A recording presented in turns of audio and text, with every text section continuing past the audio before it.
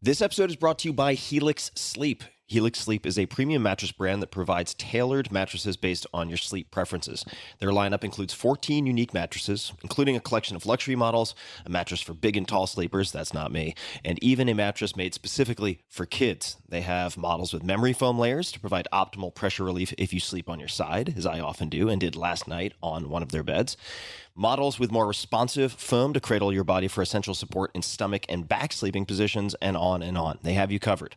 So how will you know which Helix mattress works best for you and your body? Take the Helix Sleep Quiz at helixsleep.com/Tim and find your perfect mattress in less than 2 minutes. Personally, for the last few years, I've been sleeping on a Helix Midnight Luxe mattress. I also have one of those in the guest bedroom, and feedback from friends has always been fantastic. They frequently say it's the best night of sleep they've had in ages. It's something they comment on without any prompting from me whatsoever.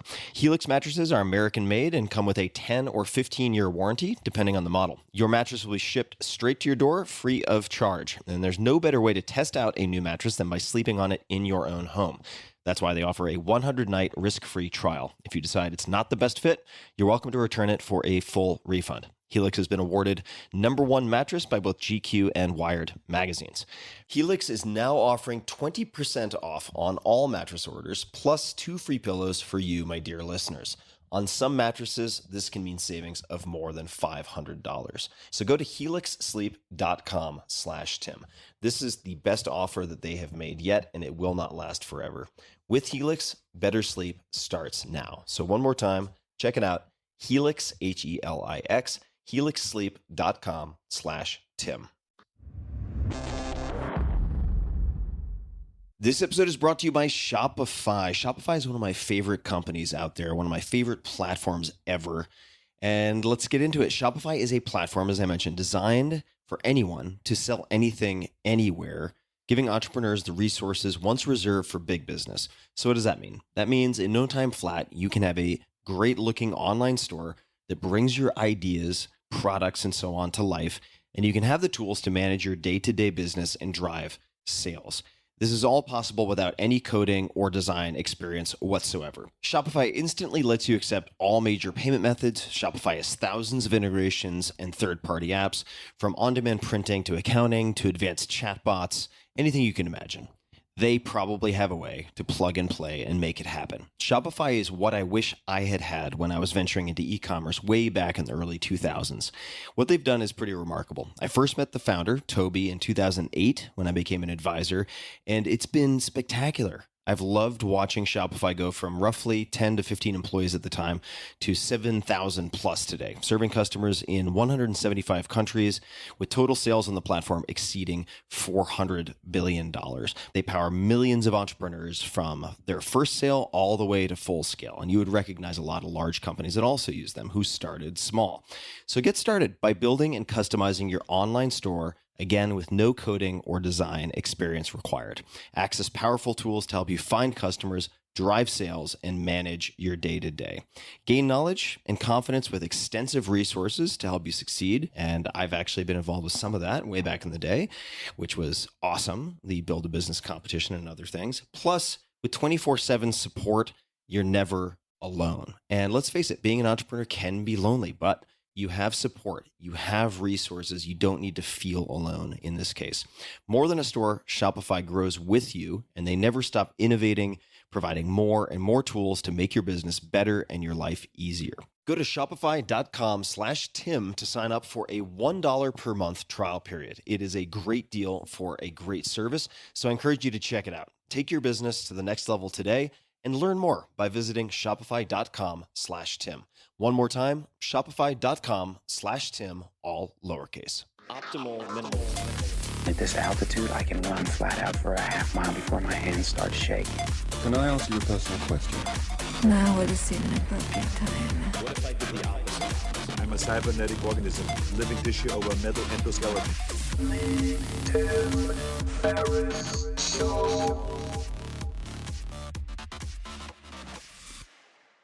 Hello, boys and girls, ladies and germs. This is Tim Ferriss. Welcome to another episode of The Tim Ferriss Show, where it is my job to interview world-class performers, to deconstruct how they do what they do, lessons learned, tools, etc., that you can apply to your own lives. Nowhere is this more true than in this episode where I interview my friend and doctor, Peter Attia, MD. You can find him on Twitter at Peter Attia, MD. He is the founder of Early Medical, a medical practice that applies the principles of Medicine 3.0 to patients with the goal of lengthening their lifespan and simultaneously improving their health span. He is the host of The Drive, one of the most popular podcasts covering the topics of health and medicine. Dr. Attia received his medical degree from the Stanford University School of Medicine and trained for 5 years at the Johns Hopkins Hospital in General Surgery, where he was the recipient of several prestigious awards, including Resident of the Year. He spent 2 years at the National Institutes of Health as a surgical oncology fellow at the National Cancer Institute, where his research focused on immune-based therapies for melanoma. His new book is Outlive, subtitle The Science and Art of Longevity. And on the book page for Outlive, you can find quotes from Stephen Levitt, who is the best-selling author of Freakonomics, from Esther Perel, who no doubt many of you will know, New York Times bestselling author, psychotherapist, and podcast host of Where Should We Begin, Andrew Huberman, who many of you will know also, Hugh Jackman, and others. This is an incredible book. It's taken a long time for Peter to put together, and I'm very excited to have him on the show to discuss not just the book, but everything that went into the book, many different approaches and frameworks you can apply to navigating and improving your own health and health span. You can find him online. I'll give just a few on Instagram at Peter Attia MD. That's Peter Attia MD. And on the website, peterattiamd.com, you can find links to the book and many other things. And the practice website is earlymedical.com. And now, without further ado, please enjoy a wide-ranging conversation with my friend, Peter Attia. Dr. Attia, Peter, nice to see you. Good to see you, man. I wanted to start with the personal. We're going to get into all sorts of topics, many different aspects of your practice, lessons learned, etc. But I went to your house recently. We had some Topo Chico and a bite to eat and a few other things. And I commented on how much larger you were, and not larger as in obese, but muscularly larger. So I thought we would begin with the question of how and why, not necessarily in that order, you added so much muscle mass. In the fall of 2021, I had sort of hit a relative low in weight that wasn't quite as low as where I was as a cyclist, which was probably about 165 pounds, but was still pretty low for me, kind of in the low to mid 170s. And I did a DEXA scan, which I do periodically, probably a couple times a year, but I hadn't done one in a few years. And when I get my DEXA scans, I always plot the data, right? So I'm not just interested in body fat, but also, bone mineral content and many other metrics. But one of them that's really important is something called appendicular lean mass index, or ALMI. Another one is called FFMI, fat-free mass index. And it's probably worth explaining a little bit about what these are, but the ALMI takes what the DEXA scan imputes as the lean tissue in your arms and legs in kilograms, divides that by your height in meters squared. So it spits out a number like 8 kilograms per meter squared. This is a pretty accurate representation of how much muscle you have in your arms and legs, because the DEXA scan can really only identify 3 things: bone, fat, and other. And since things in your arms that are not bone and fat tend to be muscle, it's pretty good at identifying muscle, whereas the fat-free mass index looks at the entire body and just subtracts out fat. That's also a good proxy for lean mass, but there are many other things like organs that are taking up some residence there. Anyway, when I looked at these metrics, I was shocked. I was shocked at how much less muscle I had than 10 years earlier, almost exactly 10 years sooner. And, I attribute it to several things, but I really thought that chief among them was just how much fasting I had been doing over the previous 3 years. I had really kind of taken fasting to a pretty extreme place, doing up to 10 days of water only, and routinely just busting out 7-day water-only fasts. Certainly doing 3 days every month would be something I would do without hesitation. When you say 10 days of water only, over what period of time is that? Meaning, like, how frequently would I do that? Yeah, I'm just wondering what the cadence was. Probably quarterly. Yeah, probably every quarter. And while I certainly think there are some benefits from doing that, I think what I was sort of confronting was, wow, there's actually a pretty big cost as well. And I would go out of my way while fasting to still exercise. I was lifting weights every single day, which was difficult sometimes, but doing everything I could to sort of try to stimulate muscle protein synthesis. But at the end of the day, if you're not providing any nutrients, including amino acids, you're basically just tearing down muscle to try to rebuild with that muscle, but your net effect is a loss. So I just said, like, I got to fix this. I got to do something about this. And I want to have my ALMI be in at least the 90th percentile, if not above the 97th percentile as I age. The data are pretty unambiguous that people live longer, better lives with an ALMI north of the 75th percentile. So not one to just clear the bar. I want to be considerably above the bar. So basically, I just changed things around and said nutrition and exercise are going to change a little bit. So we could talk about those changes, but basically I made big changes with exercise and nutrition to make those corrections. How much lean mass did you gain over what period of time, would you say, once making these changes? So in a span of, oh God, I'd have to go back and look at the exact data. I believe it was 13 or 14 pounds of lean mass in about 12 months, which is, again, that's not Herculean. These are not insane numbers. Not taking anabolic steroids. This is relatively doable for someone who is making it a high priority to eat the right amount of protein, the right kind of protein, and spacing it and consuming it at the right times, and then also focusing training on a little more hypertrophy.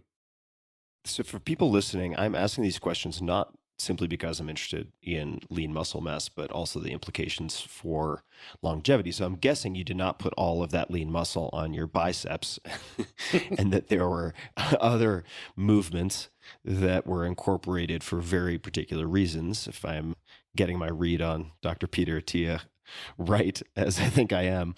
So perhaps you could just describe some of those changes and also protein and how you suggest people think about protein, how you began thinking about protein. I'll start with that and then we can talk about the training. So the protein basically went to a very conscious and concerted effort to increase protein to 1 gram per pound of body weight. People are going to ask, is that 1 pound of actual body weight? Is that 1 pound of lean body weight? Is that 1 pound of target body weight? The answer is, for someone my size and weight and my body fat percentage, I think at the time I was about 15% body fat, it really doesn't matter. It could be basically, call it 1 gram per pound of current body weight is sufficient. So that's what I did. The next question, though, becomes timing. And this is something that until a couple of years ago, I wasn't really paying enough attention to. So it wasn't enough to just say, well, Peter, you got to have 180 grams of protein in a day. Because, for example, 2 90-gram boluses of protein doesn't accomplish nearly the same thing as 4 45-gram servings spread out over the course of a day. So there is kind of a sweet spot with protein where you really need to be north of about 20 to 25 grams to ensure that those amino acids aren't just going into what's called the gluconeogenic pathway. So we can turn protein into glucose, but we don't really want to. You know, protein should be thought of as a structural nutrient, whereas we want to really think of carbohydrates and fats as energy nutrients. So you have to have enough protein in a given serving that you don't just have the liver take it and use its bit for gluconeogenesis. At the same time, you don't want to have too much. And too much is a bit of an unclear limit, but my best reading of the literature is that you're starting to hit too much at about 50 grams in a serving. And what type of protein are we talking about? Just in terms of, I'm thinking of bioavailability and protein efficiency ratio. How should people think about quality or type of protein? So the first decision I think everybody wants to make is, am I getting this from plant or animal? And unfortunately, this has become sort of a contentious topic, and it's, got its sort of political, religious overtones to it. But if you don't concern yourself with any of those things and you just think about biochemistry, there's really no ambiguity here. Protein derived from animal sources are more bioavailable. So you can overcome some of that by cooking the plant. So once you start to cook the plant and free it up from the fiber, you can liberate more of the plant protein. But you're still always going to be struggling with a bit of a bioavailability problem that can be anywhere from, a 20 to 30% haircut you're taking just on the net consumption of the amino acid. The second issue comes down to amino acid quality. And if you're really concerning yourself with hypertrophy, I think the three most important amino acids would be leucine, lysine, and methionine.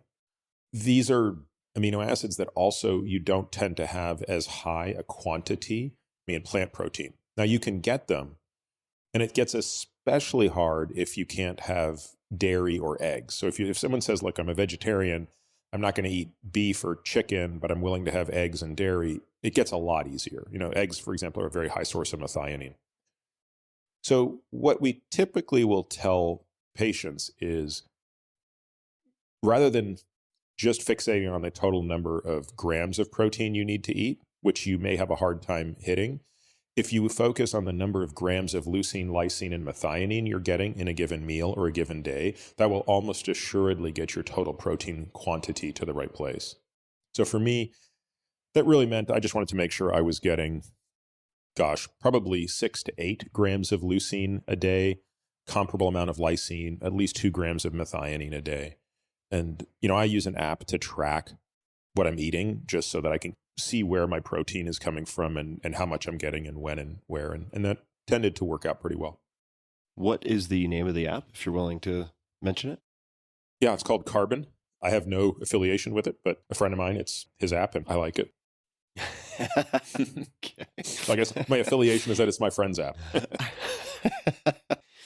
I'm glad you brought up the leucine, lysine, and methionine, because I was going to ask earlier if while you were fasting but losing lean muscle mass over time, you were supplementing with, say, branched chain amino acids in any fashion. I used to always drink BCAAs during workouts. And for folks listening, there are 3 branched chain amino acids. And leucine is hands down the most relevant of them. And we know from work that our mutual friend David Sabatini has done in his lab that leucine is a very, very potent mTOR stimulator. In fact, it might be the single most potent stimulator of mTOR. mTOR, of course, acutely, you want that thing stimulated. It's promoting growth. You don't want it chronically stimulated, but you want it acutely stimulated. The problem with branched chain amino acids, and I got to tell you, Tim, I think it's largely fallen out of favor. So I don't even consume branched chain amino acids anymore. During a workout, I'm literally just consuming an electrolyte drink. That's it. The problem is, 1, they don't stick around long enough in their free form. And 2, you're just not getting enough of them. The third thing is the temporal nature of when you take them in, being in the workout or a couple hours after the workout doesn't really seem to matter. Our window in which we can synthesize new muscle is sufficiently broad that even for an untrained individual who has a narrower window, it's totally reasonable to say, look, just make sure a couple hours after that workout, you get in your big protein meal. So instead, today, I just use high quality whey protein post-workout, and I don't trouble myself with consuming any protein in workout. So I just want to mention a few things for folks. So number 1, there's a huge difference between no animal products and lacto-ovo-vegetarian. And one example of that would be Bill Pearl, who became Mr. Universe as a lacto-ovo-vegetarian. So it does make a huge difference. The second, I'll just mention, we may come back to this and discuss keto at some point. We have discussed it at length in previous conversations, but the gluconeogenesis is is the pathway by which you can knock yourself out of keto if you consume too much protein and not enough fat. The liver just loves to convert that into glucose, and then bada bing, bada boom, you're out of ketosis, or at least out of the range that one would be aiming for. So let's come to the book. So you and I have had many offline conversations about the book. We'll probably not repeat some of them. Why did it take so long? And I believe there were 3 iterations over 6 years. And the first iteration had a 0 translation into the final version, something along those lines. Yeah. Maybe you could correct me if I'm getting that wrong.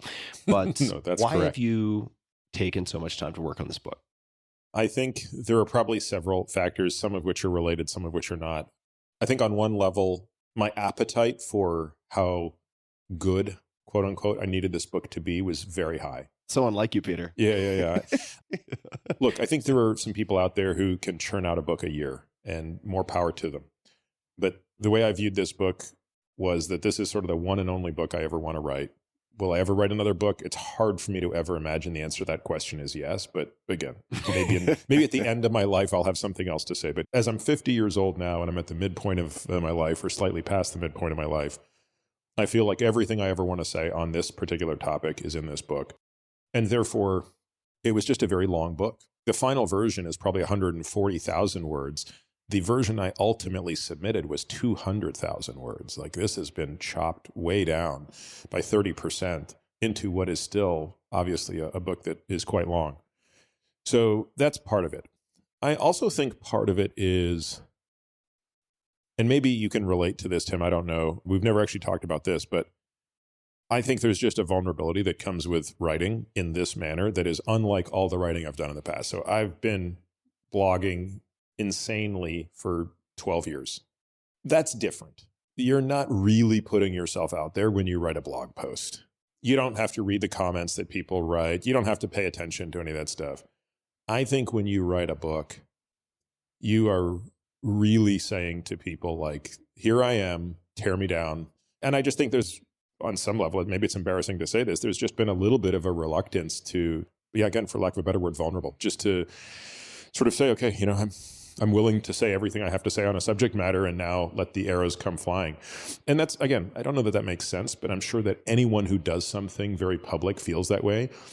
But it's different with podcasting, which I don't have a problem doing, and it's different with blogging, which I don't have a problem doing. But this strikes me as maybe what an actor feels like when they make a big film, or a director, or again, like an author like you. So I think there was a little bit of subconscious dragging my feet and, hey, maybe I can just keep working on this book forever, but it'll never actually come out. So I do identify, and I would say, for me at least, part of that is when you put out a book, it might be one of the 20 books the publisher is working on that season, but especially if it's a book of this depth.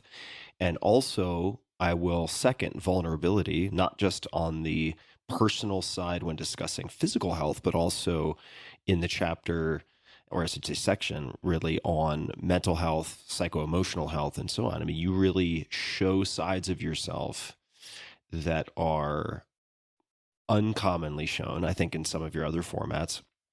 And unlike a blog post, it's very hard to just delete a book from the world once it is published. So I, number one, think it was right to take it seriously, and however long it takes to do a book of this quality is the time that it takes, and I think that's the way it should be.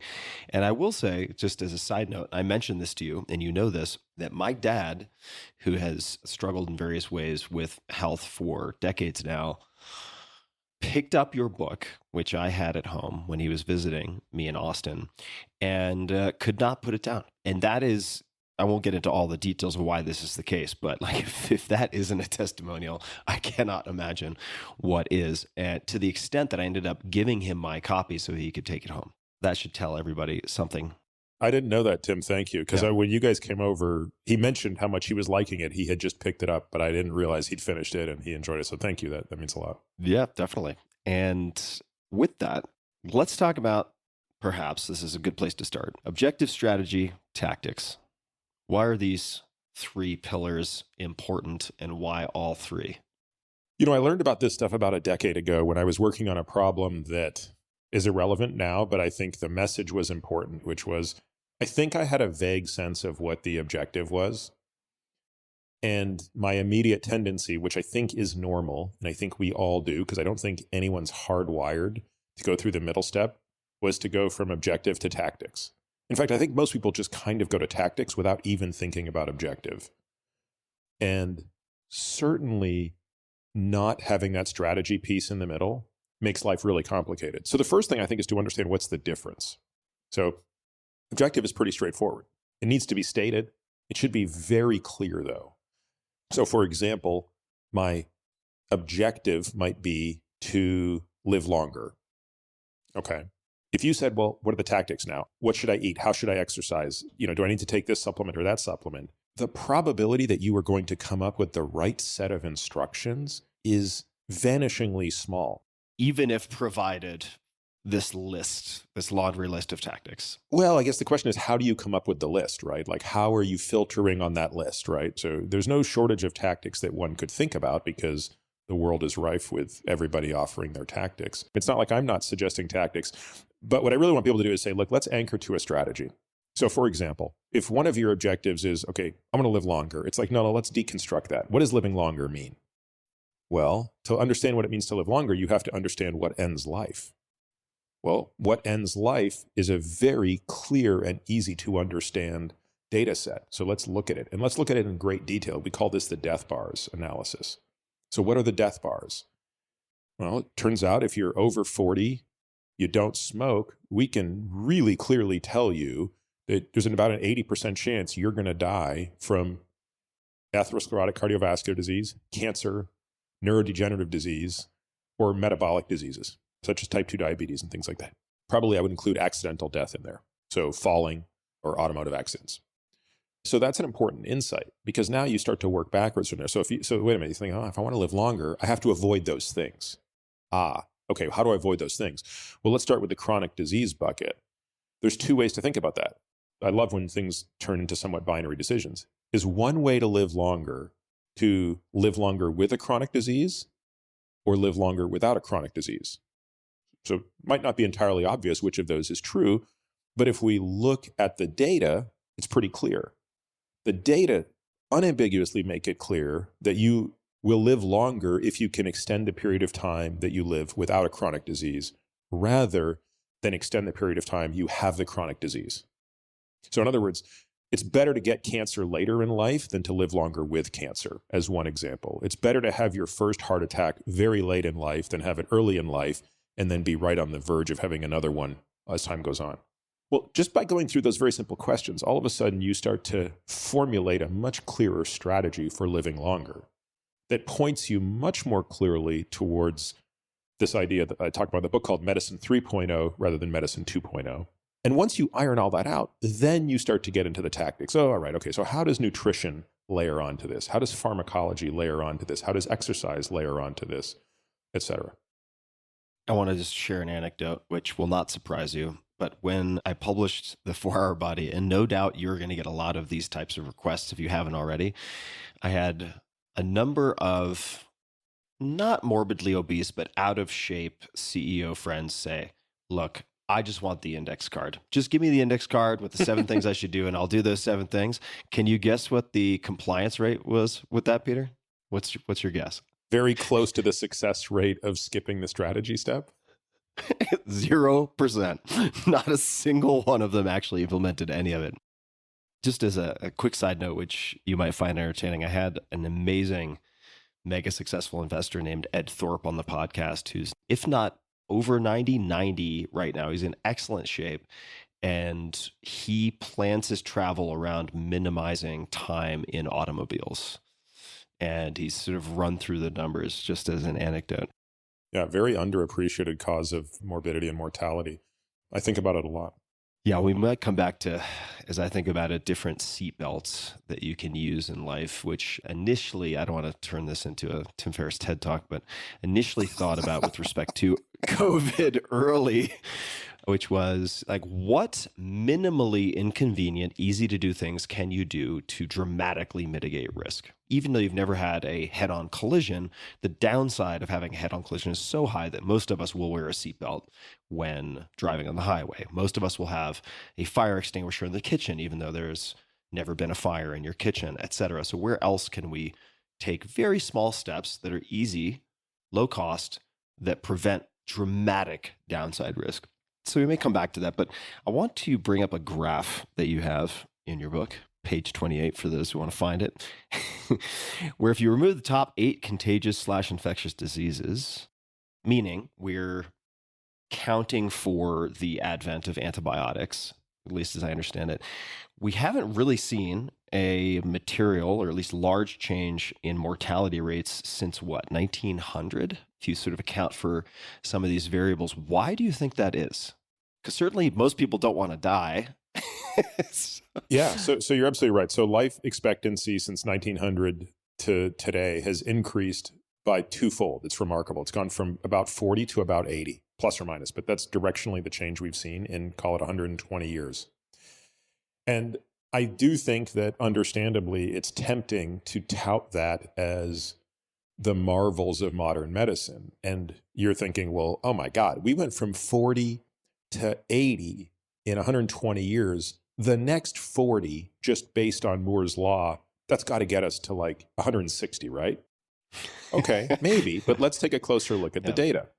So you do this very simple analysis, which is, okay, let's go back to 1900 and march forward. But when we go through the mortality tables, just strip out the top 8 leading infectious disease causes of death.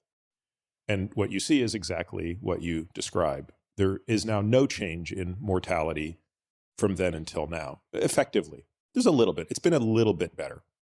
And I think what it speaks to is 2 things.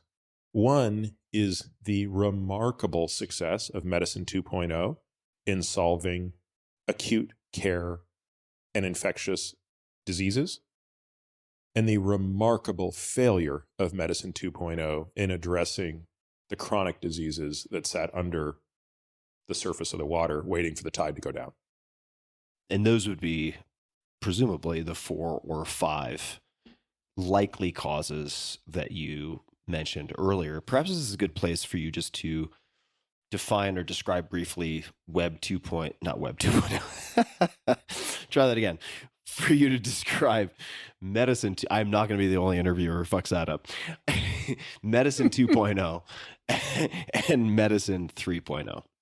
Yeah, so it's probably easiest to just for the sake of completeness start with Medicine 1.0. Medicine 1.0 was basically everything that occurred prior to the transition period of the late 17th century into the late 19th century. So that 200-year period marks the transition from when medicine had absolutely no basis of science whatsoever. I mean, we can mock it now, but truthfully, they didn't have a scientific method or a scientific tool, so all they could do was sort of think about the gods, think about bad humors, come up with the best rationalization they had for what was going on. In fact, arguably the most insightful thought that occurred in Medicine 1.0 was thousands of years ago on the part of Hippocrates, who was the first to believe that diseases were somehow caused by nature and not the gods. That was truly a remarkable insight. Now, beyond that, he had no clue what was going on. But that was a remarkable insight, and that was probably the apex of Medicine 1.0. With Francis Bacon in the 17th century, we had basically the first push towards the scientific method. This became really important, and no one has done a better job explaining this than our mutual hero, Richard Feynman. There's a great video, which I'm sure you guys can find for the show notes, where it's an old grainy black and white where Feynman is talking about the scientific method. And he's saying, look, you make a guess, you design an experiment. The guess is called a hypothesis, by the way. It's just a fancy word for a guess. You design an experiment to test that hypothesis. You do the experiment. You compare the results of the experiment to your guess. And then you decide to either discard or update your hypothesis. This was such a profound concept that it basically propelled us into Medicine 2.0. And the place where that shone greatest was unquestionably in the world of microscopic organisms, so viruses and bacteria. And so it's a brutal, bloody slog to go from Semmelweis to Koch to Lister, but that transition effectively brought us into the modern era where, hey, all of a sudden doctors were washing their hands and not operating on people with dirty hands. And of course, eventually we had antibiotics, and eventually we had vaccines. And taking smallpox and polio off the table and reducing the mortality of influenza and having antibiotics, all of that stuff had such a profound impact on human health that it cut the mortality rate down by 1/2 and doubled our life expectancy. So now we're into the maturation of Medicine 2.0. We saw these other amazing success stories. I think the 2 most notable by far would be hepatitis C and HIV. I mean, to think that we're at a point now where a virus that is as tricky as HIV can basically be rendered a chronic disease on the back of highly active antiretroviral therapy is nothing short of amazing. When I was in medical school, Tim, we're not talking like a long time ago, this is 25 years ago, we were told Hep C will never be cured and it will break the back of the US and global transplant infrastructure. Meaning we're going to need so many livers to put into all these people with Hep C that by 2030, the system will break. And lo and behold, we have a drug that within a matter of weeks will eradicate this thing. So Again, huge successes. Now counter that with what we've done against cancer. When Richard Nixon declared the war on cancer before you and I were born, it was more than 50 years ago, the goal was to eradicate this disease by the bicentennial in 1976. Well, not only did that not happen, but here we are more than 50 years later, and survival for cancer is barely 5% greater than it was in 1970. I could go on, but let's just look at neurodegenerative disease. So we're talking about 6 million people with Alzheimer's disease in this country. If you add up those with Lewy body dementia and Parkinson's disease, we're talking about, another 4.5 million. So we're looking at more than 10 million people in this country with very, very significant neurodegenerative diseases. And that says nothing about, ALS and Huntington's and things like that. We don't have a single thing that we can do to cure these people. We have barely a few things that can slow the progression of their diseases. But we've made paltry steps against chronic diseases. When you and I were born, the prevalence of type 2 diabetes was less than 1%. Today, it's 10% effectively, right? So we've seen a log-fold increase in type 2 diabetes. 100 to 120 million people in the United States are metabolically sick, meaning have metabolic syndrome or prediabetes, or type 2 diabetes outright. So something's not working, and the current system of medicine 2.0 doesn't really seem equipped to address it. It intervenes late, and by the time it's intervening, it's not really fixing. This thing I'm proposing, this idea that, of course, I'm not the first person to suggest, maybe I'm the first person to talk about it this way, is we want to kind of pivot to this newer way of thinking about things, which deviates from medicine 2.0 in a couple of really important areas. The first is in its timeline. So medicine 2.0 is largely focused on treating disease. And it's really interesting when I think about it, because it's so obvious that I can't believe I didn't notice it earlier. But when you're in medicine, when you're in medical school, when you're in residency, when you're in practice, you sort of need a code for a disease. You need a code for a disease that you bill for and you treat. And prevention doesn't really fit into that. So when I went to medical school, I didn't learn a single thing about nutrition or exercise or sleep or stress management or emotional health. I learned a lot about pharmacology. And it's tempting at this point to say, well, pharmacology is either good or bad. No, it's both. Pharmacology is good and it's really valuable, but over-indexing it is bad. And ignoring all those other things is problematic. Those other things turn out to be far more efficient tools of prevention. If no doctor learned about them, then why are we surprised that medicine 2.0 is unable to cope with that? So one, we have to understand prevention, and we have to understand the timeline for prevention must start much sooner. You have to start doing these things long before diseases are kind of ravaging the system.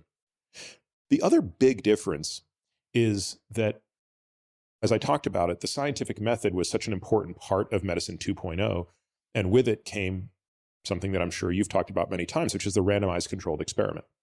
This is the tool that allowed us to do that thing that Feynman described. The randomized controlled experiment is really wonderful. It is insufficient by itself to solve the problem. So medicine 3.0 needs to go from what we call evidence-based medicine. You only do what the randomized control trial says, to evidence-informed medicine, which is you take the insights from the randomized control trials, but you have to then modify them and specify them to a given patient. So those are really the huge leaps that we have to kind of take to now make this next transition. Could you say a bit more, expand a bit, or give an example, hypothetical or otherwise, of moving from the, I don't want to say soul, but extremely strong focus on only making decisions for patients based on RCT data to what you're describing? Exercise is a great example. So exercise would say, the recommendations would be I'm going to give you two examples, by the way. So this one's kind of a simpler one and then a more nuanced, sort of nerdier one. But the nameplate recommendation around exercise is something to the effect of 2.5, 3 hours a week of moderately vigorous activity. But no one is like parsing these data down and actually looking at what metrics matter. Like, how much strength do you need to have the absolute lowest risk in mortality? How much cardiorespiratory performance do you need to absolutely lower your risk literally fourfold relative to someone in the bottom quartile? So do I have a randomized controlled experiment that tells us that? I don't. No one's going to do that experiment, which is I'm going to take a group of 10,000 people, randomize them to different levels of training, increase each of their fitnesses to relative levels, and follow them prospectively for the remainder of their lives. Never going to happen. Right. So instead, we have to be able to triangulate between these other sources of data. Another example, maybe a bit more glitchy, might be the way we might use different forms of lipid-lowering medication. So this is kind of a whole other tangent we could potentially dive into, which is if you're really interested in preventing heart disease, which, by the way, number one cause of death in men and women in the United States and in the world. It's the 4-for-4 champion of death. It's such the champion of death that for every woman who dies of breast cancer, there's like 8 to 12 women who are dying of heart disease. So pink ribbons matter, red ribbons matter more. This disease would be largely preventable if people didn't smoke, controlled their blood pressure, and had ApoB levels that were equivalent to the levels they had as children. No one will do the clinical trial that will get us there, yet we have all the Mendelian randomization, we have all the mechanistic data, and so an evidence-based approach says, look, we're going to target LDL cholesterol to 100 milligrams per deciliter. This approach is going to say, actually, that's probably insufficient for this individual because their risks are higher. And by the way, their appetite for reducing the risk of this disease is higher. So we're going to take a more aggressive posture, even though the recommendation in the literature is going to be far less aggressive. Just a quick thanks to one of our sponsors, and we'll be right back to the show.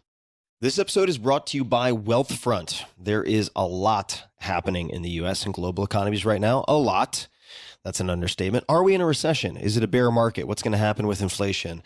So many questions, so few answers. I can't tell the future. Nobody can. But I can tell you about a great place to earn more on your savings, and that's Wealthfront. Wealthfront is an app that helps you save and invest your money. Right now, you can earn 4.05% APY. That's the annual percentage yield with the Wealthfront Cash account. That's more than 12 times more interest than if you left your money in a savings account at the average bank, according to FDIC.gov. It takes just a few minutes to sign up, and then you'll immediately start earning 4.05% interest on your savings. And when you open an account today, you'll get an extra $50 bonus with a deposit of $500 or more. Visit wealthfront.com/Tim to get started. There are already nearly 500,000 people using Wealthfront to save more, earn more, and build long-term wealth. So why wait? You can earn 4.05% on your cash today. Plus, it's up to $2 million in FDIC insurance through partner banks. Visit wealthfront.com/Tim to get started. That's wealthfront.com/Tim. This was a paid endorsement by Wealthfront. So Medicine 3.0 seems to comprise a number of different elements, one of which is early intervention, or certainly much earlier intervention, hence early medical, I can only imagine.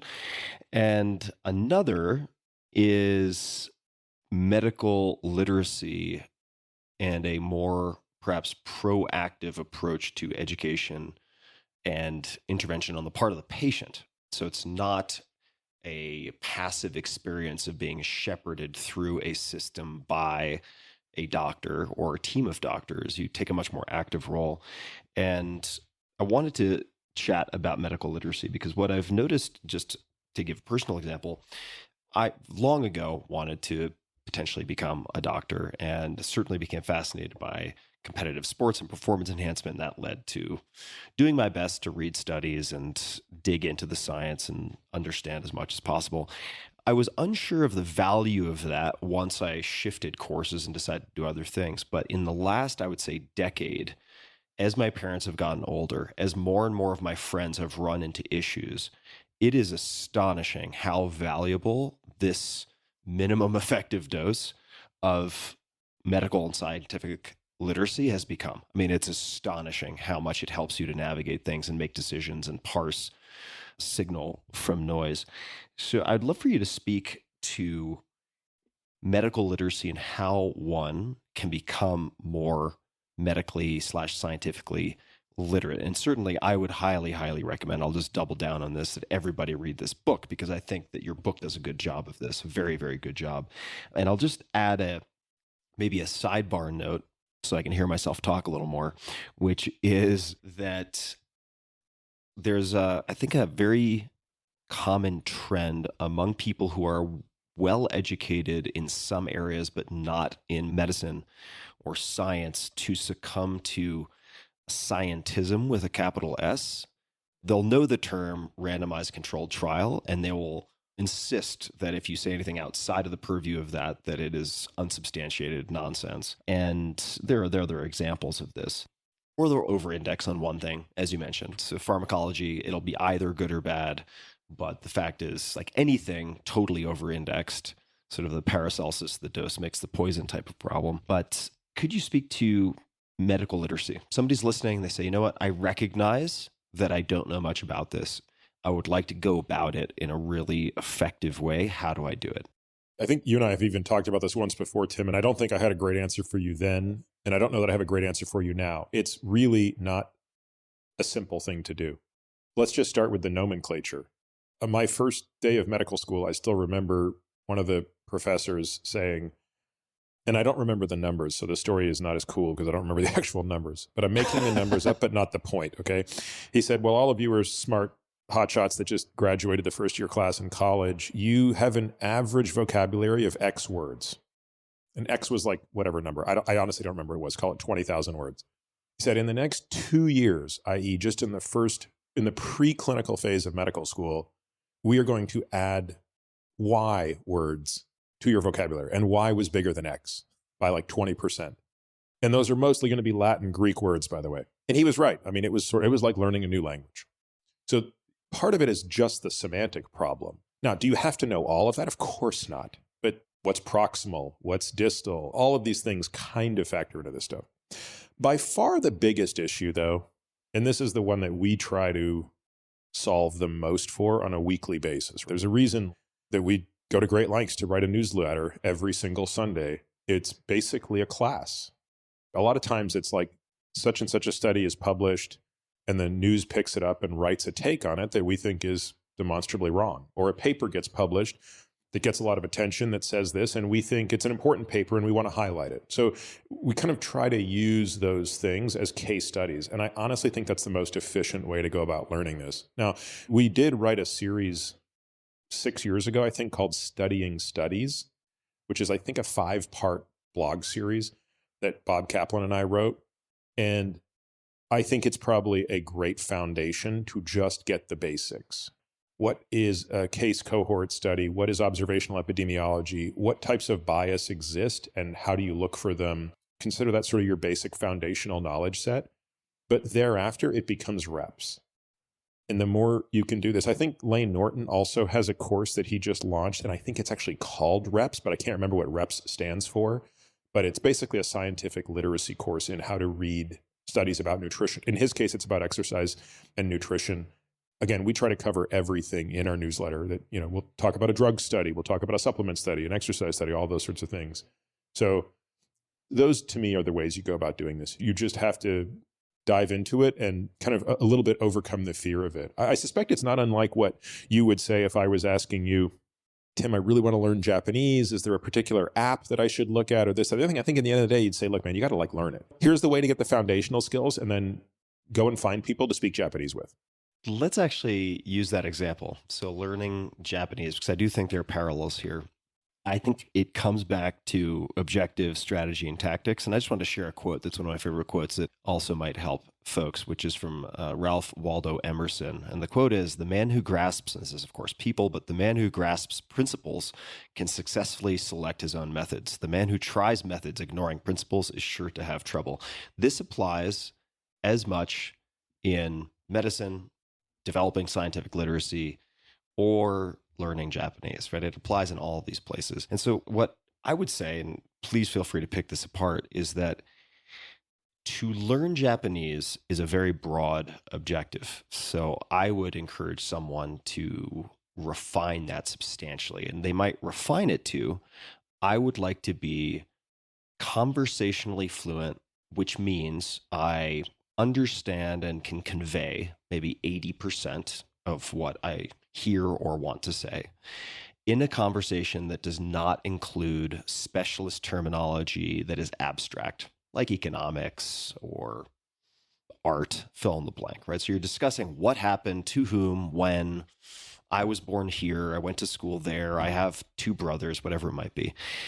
And with that goal, then I would say for the vast majority of people, if, and this is a big if, they were willing to make it a part-time job, let's just say with 3 or 4 hours per week spread across 4 consecutive days, that if they layered things properly within 3 to 6 months, if they then added in a couple of kind of larger sessions for bulk memorization, and you can use spaced repetition tools, but the tools don't matter as much as being really clear on the objective, that you could become functionally fluent, conversationally fluent, as I described it, which omits reading and writing completely in Japanese scripts, probably within 3 to 6 months, if you took it super seriously. And there are some adjuncts I would add to that.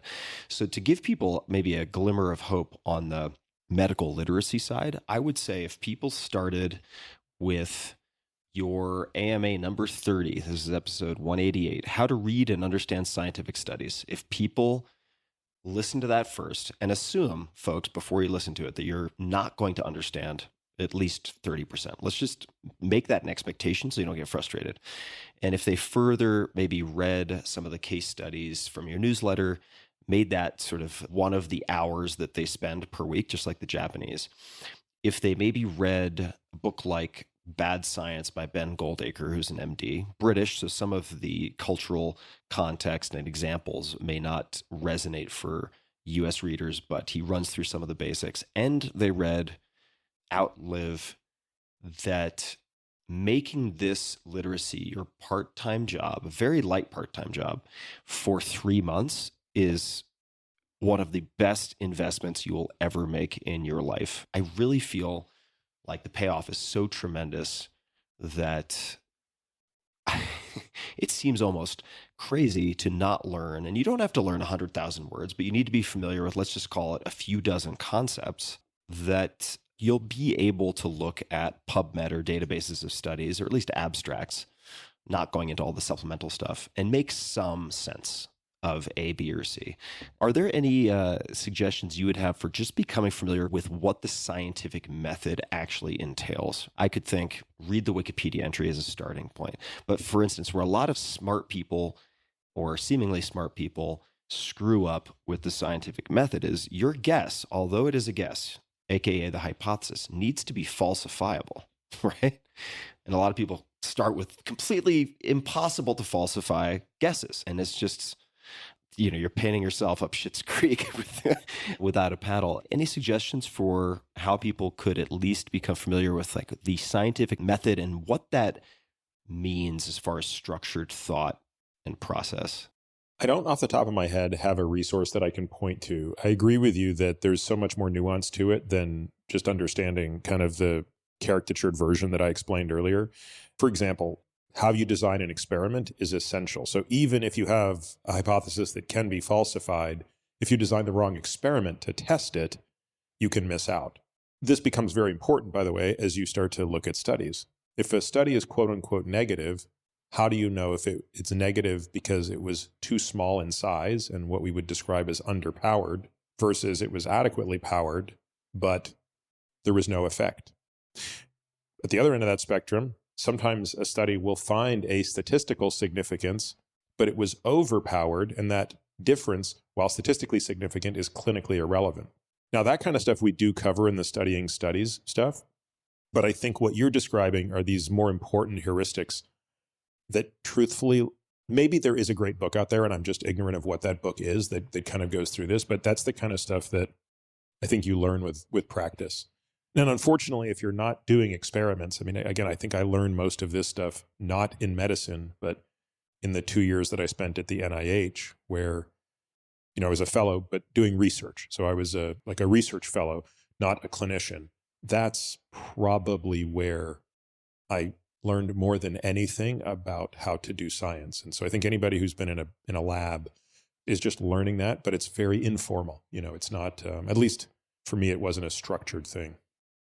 In terms of priorities, I would say, folks, man, I've seen so many people lost in the medical system, especially when they suddenly have a serious diagnosis with some form of cancer or otherwise, and they are absolutely helpless because they do not have a handful of concepts that they've become comfortable with and just a basic set of terminology. So at the very least, look up Sir Francis Bacon. I'm sure there's a biography, an excellent biography out there somewhere, and it will no doubt track the development of the, I guess, Baconian approach. One thing I'll add to this, Tim, before we leave this topic is also for folks to look up Austin Bradford Hill. So Austin Bradford Hill, scientist of the kind of middle part of the 20th century, to him we owe the Bradford Hill criteria. So there are, I believe, 9 Bradford Hill criteria, which are the criteria that we use to scrutinize observational data. So when you have epidemiologic data, how can you scrutinize them to understand and change your confidence in the likelihood that these data are causal? I mean, causality is one of the most important concepts in science. Could you also just define observational study versus randomized controlled trial so people have that just as an anchor? So an observational study, it doesn't have an intervention. So you can observe things either looking backwards, so things that already happened, you can go back and look at what happened. You can even observe things prospectively, but without intervening. So saying, hey, we noticed that, there are a group of redheads over here and there are a group of brunettes over here, and we're just going to follow them for the next 10 years and see if the color of their hair predicts their life satisfaction. I'm making this up, of course. And so you might get an answer from that and say, oh my God, the people with red hair were so much more likely to get melanoma. I mean, this is devastating, and it must be that something about red hair is causing skin cancer. And it must be that brown hair must be reflecting the sun, and those people aren't getting skin cancer. So there's a correlation. So another question is, do we know if there's a cause there? Do we know if the red hair is causing those people to get more skin cancer than the people with brown hair? And the answer is probably not, right? The answer is probably that red hair is associated with fairer skin, and that's the issue. Because if you really wanted to know if red hair was causal, you would randomize people to different groups, and you would actually dye the hair in one group one color and dye the hair in the other group another color, and then you would follow them. So what Bradford Hill's criteria allow us to do is look at 9 factors, such as the strength of the observation. So what's the actual magnitude of the observation? What's the reproducibility of it? What's the biological plausibility of it? Is there an analogy to it? Is there a dose effect to it? And as you go through these 9 criteria, which actually I think I actually do this a couple of times in the book, because so much of the data we look at around nutrition and exercise are unfortunately epidemiological. We can't do the controlled experiments, but it's what allows us to say, when I read a study that says 12 hazelnuts will reduce your risk of death, 12 hazelnuts a day and consumption reduces risk of death by 10%, I can look at that and say, total nonsense. That's just epidemiologic nonsense. Conversely, when I look at epidemiologic data that say people who are really, really strong live longer than people who are really, really weak, by going through those 9 criteria, I can be much more confident that that is actually causal. So I'll mention 2 things. The first is, if you're going to get, because we're mentioning a number of different books, and this is not just to blow smoke up Peter's ass, which, by the way, was a real thing. I found a menu from the Wild West, and it was like all these various things you could have done to you, and blowing smoke up your ass was like $50. It was the most expensive. So that's a real thing. So it's not just that I'm doing that, but if you're going to buy one book on this stuff, get Outlive, because it covers a broad spectrum. And I want to also mention, because I think this is really critical, and we'll probably come back to this, but it isn't just about extending lifespan, but extending health span and having like full optionality physically. We're trying to preserve that to the greatest extent possible for the longest period of time possible. I will add, though, that people will see, for instance, and a lot of this medical or scientific literacy is so you don't get fooled by misinterpretation or sensationalism in media. Because you'll see a headline that's something like, bananas increase your risk of colorectal cancer by 100%. And what that means, though, if you dig into the data, is like, all right, your risk goes from 1 in 5 billion to 2 in 5 billion. So it's just from a behavioral standpoint, it just does not matter at all. There's a book called How to Lie with Statistics by Daryl Huff, which I think is a very fast read, and that will also complement everything that we're talking about. So let's look a little more closely at some of the content and interventions and tools in the book. And I'm not sure this is a great way to kick it off, but there's an expression I've heard, at least applied to medicine quite a few times, which is 50% of what we know is wrong. We just don't know which 50%.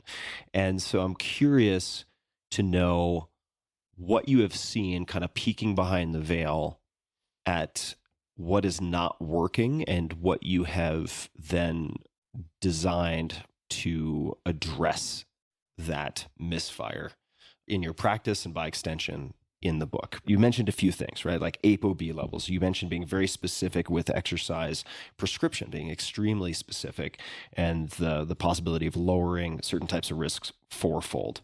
So I'll let you tackle that however you want. We can start wherever makes sense. We could probably talk about different things within different buckets. So starting with sleep, I think that with sleep, I kind of like to simplify things a little bit sometimes. So one thing that I think is happening a lot right now is people are getting, probably at least some people, overly anxious about what their sleep trackers are telling them. And so, we've got a problem where the pendulum has sort of swung a little too far to the other side, where maybe 10 years ago, nobody thought at all about sleep. And now you've got a class of people, me among them, who maybe think too much about sleep. And all of a sudden it becomes a little bit counterproductive. And we see this in a subset of our patients. And the first and most important prescription for those people is stop tracking, take the tracker off. Let's just focus on the fundamentals. What time are you getting into bed and what time are you getting out of bed? If we can, within 15 to 30 minutes on either one of those, completely fix that, and completely toggle on the basic blocking and tackling aspects of sleep hygiene, which have to do with food, alcohol, light, temperature, noise, etc., you're going to be okay. And I don't really need to know what your sleep score is and how many minutes of this sleep versus that sleep you had. So, I personally go through this myself. I'll go through phases of time where I'm not looking at any sleep tracking device. And if I know I'm going to be in an environment where sleep is compromised, which is basically a lot of the time if I'm traveling, I don't even take a sleep tracker with me. Because why do I need something to remind me of what's probably happening? How about I just do the best job I can and be a little less data focused? So that's an example of where I feel like, a couple of years ago, I would have just said like, more data is always the answer. And now I think I'm a bit more measured and I say, look, sometimes more data is not always the answer. Now, the flip side of that is there's nothing that will demonstrate to a person how much late night food and alcohol are ruining their sleep than a sleep tracker. So I do think it's really valuable to see that. And for many of my patients, that has been the most decisive thing that has reduced their alcohol intake. Oh, for sure. And despite what a lot of the epidemiology will tell people, alcohol is not good for you in any dose. Doesn't mean we shouldn't drink it at all, but let's not delude ourselves into thinking it's actually healthy at some low dose. It's not. So understanding that it's a toxin, I think help you have a more measured response. My response to alcohol while we're on that topic is if I drink something that doesn't taste incredible, I pour it out. I'm never going to tolerate a bad glass of wine, ever. It's just not worth it.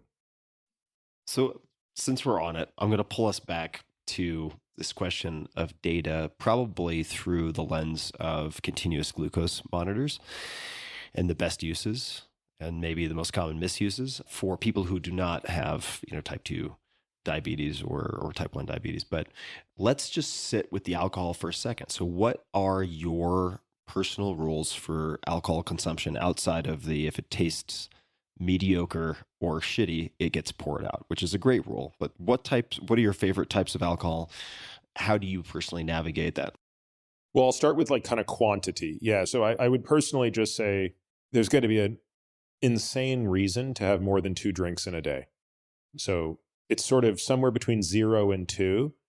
And it's got to be a really good reason to drink on more than 3 days a week. So in the back of my mind, I'm keeping a tally, which is I really shouldn't be having more than about 7 drinks in a week. And Again, 7 drinks in one day is very different than 1 drink a day for 7 days. So it's the frequency and it's the dose, and that defines the poison. The second thing is I really have to make sure that drinking is a good 3 hours away from sleep. Again, when I say these things, people say, Peter, you must be a robot. No, I'm just saying these are general principles. There are going to be times when I violate that. I think I posted something on Instagram a little while ago, which was like the most rancid night of sleep. I mean, my sleep data were comically bad. And the reason was we had friends over. It was very late. We drank, we ate.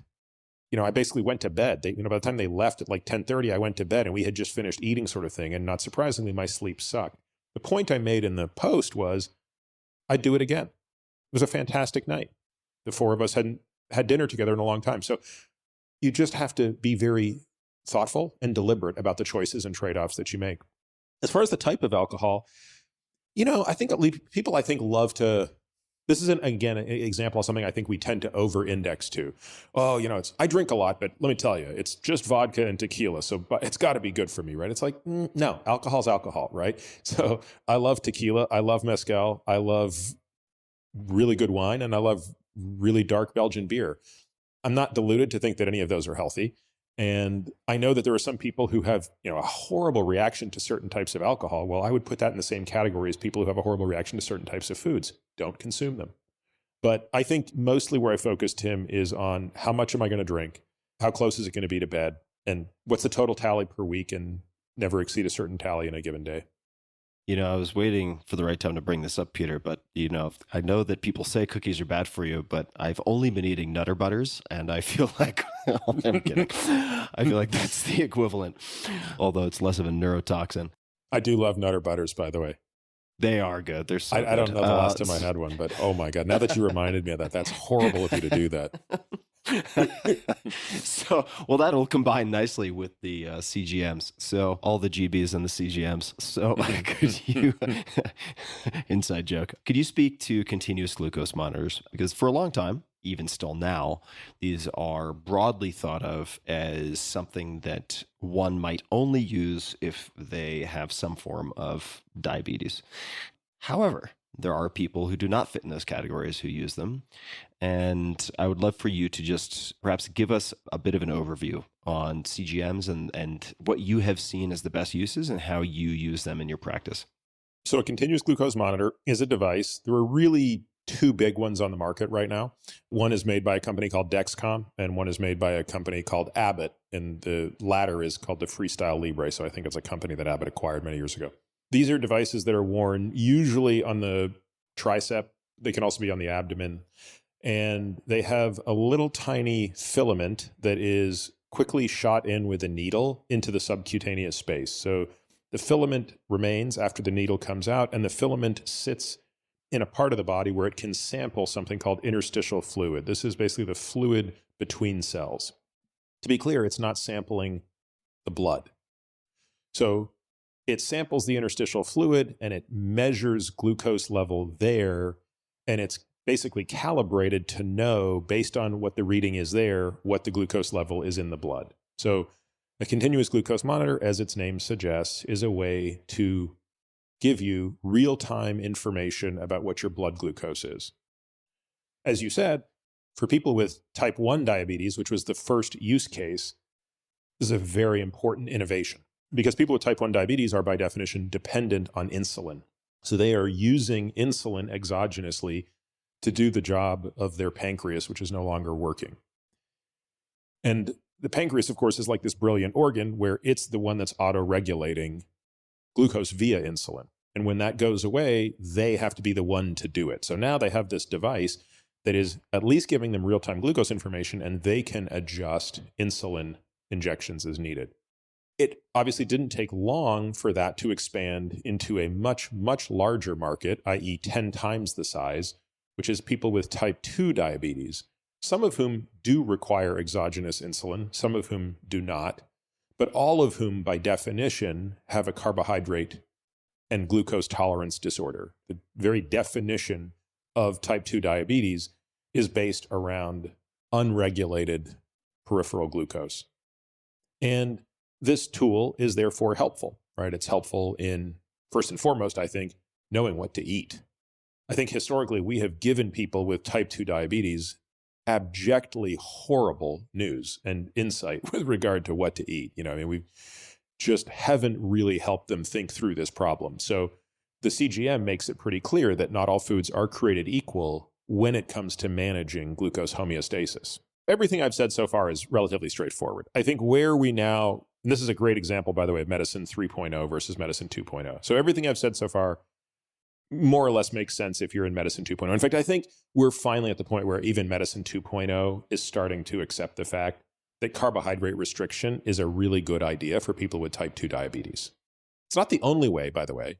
So caloric restriction in general will work to improve insulin sensitivity, which therefore improves glucose regulation. But it does seem that carbohydrate restriction as a form or a gateway to caloric restriction has greater efficacy than other methods. Once we now talk about people without diabetes, medicine 2.0 would argue a CGM plays no role. Okay, is there a randomized control trial demonstrating the efficacy of CGM in anything outside of patients with diabetes? There is not. But now we have to get into the leap of faith that one takes when you start triangulating between other pieces of data. So we want to start with one, which is, in a population of non-diabetics, is there any evidence that glucose levels matter? So type 2 diabetes is defined as having a hemoglobin A1C above 6.5%. Hemoglobin A1C is just a way to measure how much glucose is stuck to hemoglobin. And by knowing what that number is, you can impute what the average blood glucose is in that individual over the preceding 3 months. So 6.5, which is the cutoff, translates to an average blood glucose of 140 milligrams per deciliter. So the question then would be, if you take two people who don't have diabetes, one of whom has a hemoglobin A1C of 5.0, and one of whom has a hemoglobin A1C of 6.0, neither of them are diabetic, is there any difference in their outcomes? So to put that in perspective, the guy at 5.0 has an average blood glucose of about 100 milligrams per deciliter. The person at 6.0 has an average blood glucose of about 120 milligrams per deciliter. So they're both outside that diabetes range. Well, the answer here is actually pretty clear. It is that there is a difference. In fact, for a non-diabetic population, the lower the average blood glucose, as estimated by hemoglobin A1C, the lower the all-cause mortality. Okay, so what's the implication now? Well, if the implication is, if you take a group of people who don't have diabetes but want to live longer, i.e., they want to lower their risk of cancer, they want to lower their risk of cardiovascular disease, they want to lower their risk of neurodegenerative disease, I think we can make a pretty reasonable leap of faith that having a lower average blood glucose is better than having a higher average blood glucose, even if that higher average does not put you in the range of a diabetic. So now the question becomes, are there tools to help us manage that? Because the one tool would just be the A1C. You could say, well, I'm just going to get my hemoglobin A1C measured every 6 months. The problem with that, as we know, is that hemoglobin A1C is very easy to mislead. It's very dependent on red blood cell turnover. So the more rapidly red blood cells turn over, the more artificially low the hemoglobin A1C will be. And conversely, the longer the red blood cell sticks around, the higher artificially the hemoglobin A1C will be. And it's for that reason that we like to use CGM to actually get true measurements of average blood glucose. When a patient who doesn't have diabetes puts on a CGM for the first time, they're invariably surprised. There's this real learning phase that comes. You've done this, Tim. You were doing this probably 10 years ago. You wore your first one. Everybody goes through this. I remember, for me, it's been about 8 years since I started. At first, you simply cannot believe the things that drive your blood glucose up. You can't. I mean, some of it sounds dumb. Could you give some examples? Yeah, I mean, like I remember the first time I had Raisinets. I was like, it's not like I didn't expect it to go up. I didn't expect it to go up like that. Exercise, certain forms of exercise. And by the way, I'm not saying this is pathologic. There's nothing wrong when you're exercising for your glucose to skyrocket if you're doing Tabatas or you're doing HIIT workouts. Again, it's not pathological, but it's super interesting. And other things that I think are pathological is how much your blood glucose goes up if you had a poor night of sleep. If you have a horrible night of sleep, your insulin sensitivity gets crushed the next day, and your glucose levels go up. Well, that's actually very interesting. Maybe you could argue that adds too much stress to the fire, but it's an insight nevertheless that can help drive a behavior change. I think in the book I cover my 10 best insights from years of CGM in myself and patients. It's about different foods, and foods high in fiber are going to have one effect. Lean sources of protein versus fatty sources of protein, all those sorts of things. Ultimately, I think CGM becomes a really helpful tool for compliance. It becomes a behavioral tool. We tend to gamify it a little bit. I know that when I'm wearing CGM, which I just happen to be right now, by the way, I'm going to think twice before eating something stupid. And again, it's purely just because my personality likes to gamify things. It's like, yeah, I'm tempted to go and eat all the leftover waffles on my kid's plate, but I just know it's like, it's going to shoot my blood glucose up, and I like not doing that. Where I think people get into trouble, and where the counter argument is, which is a fair argument, is, look, if you only index on blood glucose, you could still end up doing a bunch of things that aren't healthy. If you ate bacon for every meal every day, your blood glucose would not go that high. But it's probably not the healthiest choice. And I would agree with that. But by that logic, we shouldn't look at body weight either, because by smoking cigarettes, your body weight will go down. So does that mean body weight is a lousy measurement? No, it just means that any measurement in isolation can be ridiculous and can be gamed. So we shouldn't ignore blood glucose any more than we should ignore body weight or body fat or body composition. We just have to understand that it's one of many tools that we can look at. And the CGM, again, do I think this is like necessary to live a longer, healthier life? Of course not. It's simply one tool that we have to help us understand how to regulate one of the, 4 macronutrients. So I'd like to just add 2 things to that. So the first is, people listening who have not experienced a CGM may hear puncture filament and imagine something out of, Hostel 2 or something like that.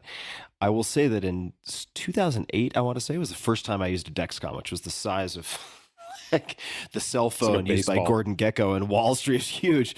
And the experience of putting what felt like, to me subjectively, kind of barbecue tongs into my abdomen was very unpleasant at the time. I have, however, tried the latest generations, and you basically feel nothing. I mean, it's so easy in my experience. I mean, I don't know how many of your patients report a lot of pain with that, but I was shocked by how completely innocuous the whole procedure was. I mean, it's very, very mild, very quick, very easy. So I just wanted to mention that. And then secondly, this is probably applies more to your patients than to you, but in the book you mention the Hawthorne effect, which I think was first coined in manufacturing and looking at worker effectiveness or output. But that is the phenomenon whereby people modify their behavior when they're being watched. I think that is another selling point for some form of accountability. Is there anything you'd like to add to that? No, I mean, I think there are some patients of ours who actually want to utilize the Hawthorne effect. And if we agree mutually to do so, we can see all their data. So they can just say, look, I want you to be looking at my CGM data every day. And you're an accountability partner for me. So I'm going to eat less junk food. So what are some of the other perhaps underemphasized or underutilized metrics that you think are important? This could be in the realm of metrics or tools, right? So it could be forms of screening. It could be blood markers of different types. There are a few that come to mind that I imagine are on this list. Could be physical performance markers of some type. What are some that come to mind? If we're going to just talk in magnitude, VO2 max and muscular strength stand in a league of their own. So there's really nothing that's within the zip code of those 2 metrics. So having very, very high VO2 max for your age and sex and being very strong, they have more of a positive impact than any single thing we can think of has a negative impact. And that includes having end-stage renal disease, like being on the wait list for a kidney while you get dialysis, being a smoker, having high blood pressure, having type 2 diabetes, being obese. The downside of those things is relatively small compared to the upside of having a high VO2 max and being very strong. So we almost shouldn't even talk about things until people are willing to accept that fact and take the steps necessary to address them. Now, you might say, well, okay, how many people can become very, very strong or have a very high VO2 max? And the answer is I don't know. Like, I don't know, especially on the VO2 max side, to get into that top 2.5% of the population where you really start to see an enormous gap between you and everybody else in terms of lifespan. Maybe only a quarter of the population has the potential to get there. But the point is, everybody has the potential to be more fit than they are outside of people who are already doing everything they can. And so just going from being in the bottom 25% of the population to the 25th to 50th percentile of the population cuts your risk of all-cause mortality in half at any point in time. There's nothing that compares to that. Like, there's no drug out there that's going to do that. So again, I think we could talk about drugs all day long and how I think they're really important and how we could think about controlling ApoB and, rapamycin and metformin and all these other things. All that stuff is pixie dust compared to what these things are. On the strength side, the same thing. Anyone who's got older parents knows this. If you really want to watch somebody suffer when they're aging, you watch them losing their cognition and you watch them losing their physical body. You watch them lose the ability to move around with ease, to have balance, to be pain-free, all of these things. Well, a big part of that is being strong. Strength is something we can actually hang on to as we age. We lose quickness long before we lose strength. And that's the good news. The bad news is you have to be very deliberate in how you train it. I'm sure on the podcast you've discussed type 1 and type 2 muscle fibers, so people are probably familiar with that. Why don't you reiterate that? Our muscles are made up of these fibers. They're very unique properties. So muscles are these multicellular things where the cells are these long sort of fibers that contract past each other, and that's what creates the contraction of a muscle. But if you dig a little bit deeper, you have different types of fibers. So you have type 1 fibers, which are fueled mostly, if not entirely, by an aerobic process. So they can use fat, they can use glucose, but they do so in the presence of oxygen primarily. They're very slow to fatigue, which is mostly where the name comes from, but they don't generate that much force. So these are the muscle fibers that are mostly on display when you're walking or just carrying out activities of daily living. Right. Commonly called slow twitch, as you alluded to. Slow Correct. twitch muscle fibers. So you can do things for a long period of time, and these things don't fatigue. Conversely, another subset of these fibers are type 2 fibers, and they're called fast twitch muscle fibers, and they're fast to fatigue. Now, they're much more powerful. So when a type 2 fiber contracts, far more is happening. It's generating far more force, but it's doing so with a different metabolic strategy. So it's glycolytic. It's just using glucose or broken down glycogen, and it's going to fatigue quickly. So it's accumulating metabolic byproducts that are leading to fatigue. So there's a reason why if I say, Tim, jump up and down as high as you can, as many times as you can, this is not going to be a long exercise, right? We don't have to sit and wait 2 hours for you to finish that. You're going to fatigue pretty quickly if you're doing maximal jumps. Whereas if I say jump rope, you could do that for 30 minutes easily, and if you're a relatively fit person. So you get the sense of the difference. Now, as we age, we lose power and explosiveness more than anything else, and we lose that the soonest, and that's due to the type 2 fiber, the atrophy of the type 2 fiber. This comes back down to strategy. So that's why if you want to live a longer, better life, you have to have a strategy in place for maintaining type 2 fibers. And you're not going to get that without resistance. You can't say, look, I play tennis every day, I walk every day. Those things are great. They're not doing something for your type 2 fibers. Yes, let me hop in for a second because I want to get specific on that because I think some of the approaches or tools might be counterintuitive for folks. So first, just some random trivia for folks who might be interested. If you've ever carved a chicken or a turkey, neither of those like to fly very much. And the breast meat tends to be white, and then you have the dark meat. Well, there you have sort of type 2, type 1 fibers, respectively. So just for the next time you're cutting up a bird. Yeah, the reason the legs are dark is they have much more mitochondria Those are their slow twitch muscles there that are heavily dependent on oxygen delivery and oxidative phosphorylation, whereas the white meat, the breast meat, is very fast twitch, quick flapping, doesn't have the mitochondria, so that's, has far less of it, and therefore that's kind of a less oxygen-rich muscle. When you dissect us, of course, you don't see that difference. Our type 1 and type 2 fibers are less clearly separated. Mm-hmm. So if someone wants to improve strength, correct me if I'm wrong, but you have a number of maybe they're not just heuristics. I mean, they're direct indicators, but you have a number of things that you focus on, and I'm sure there are many others.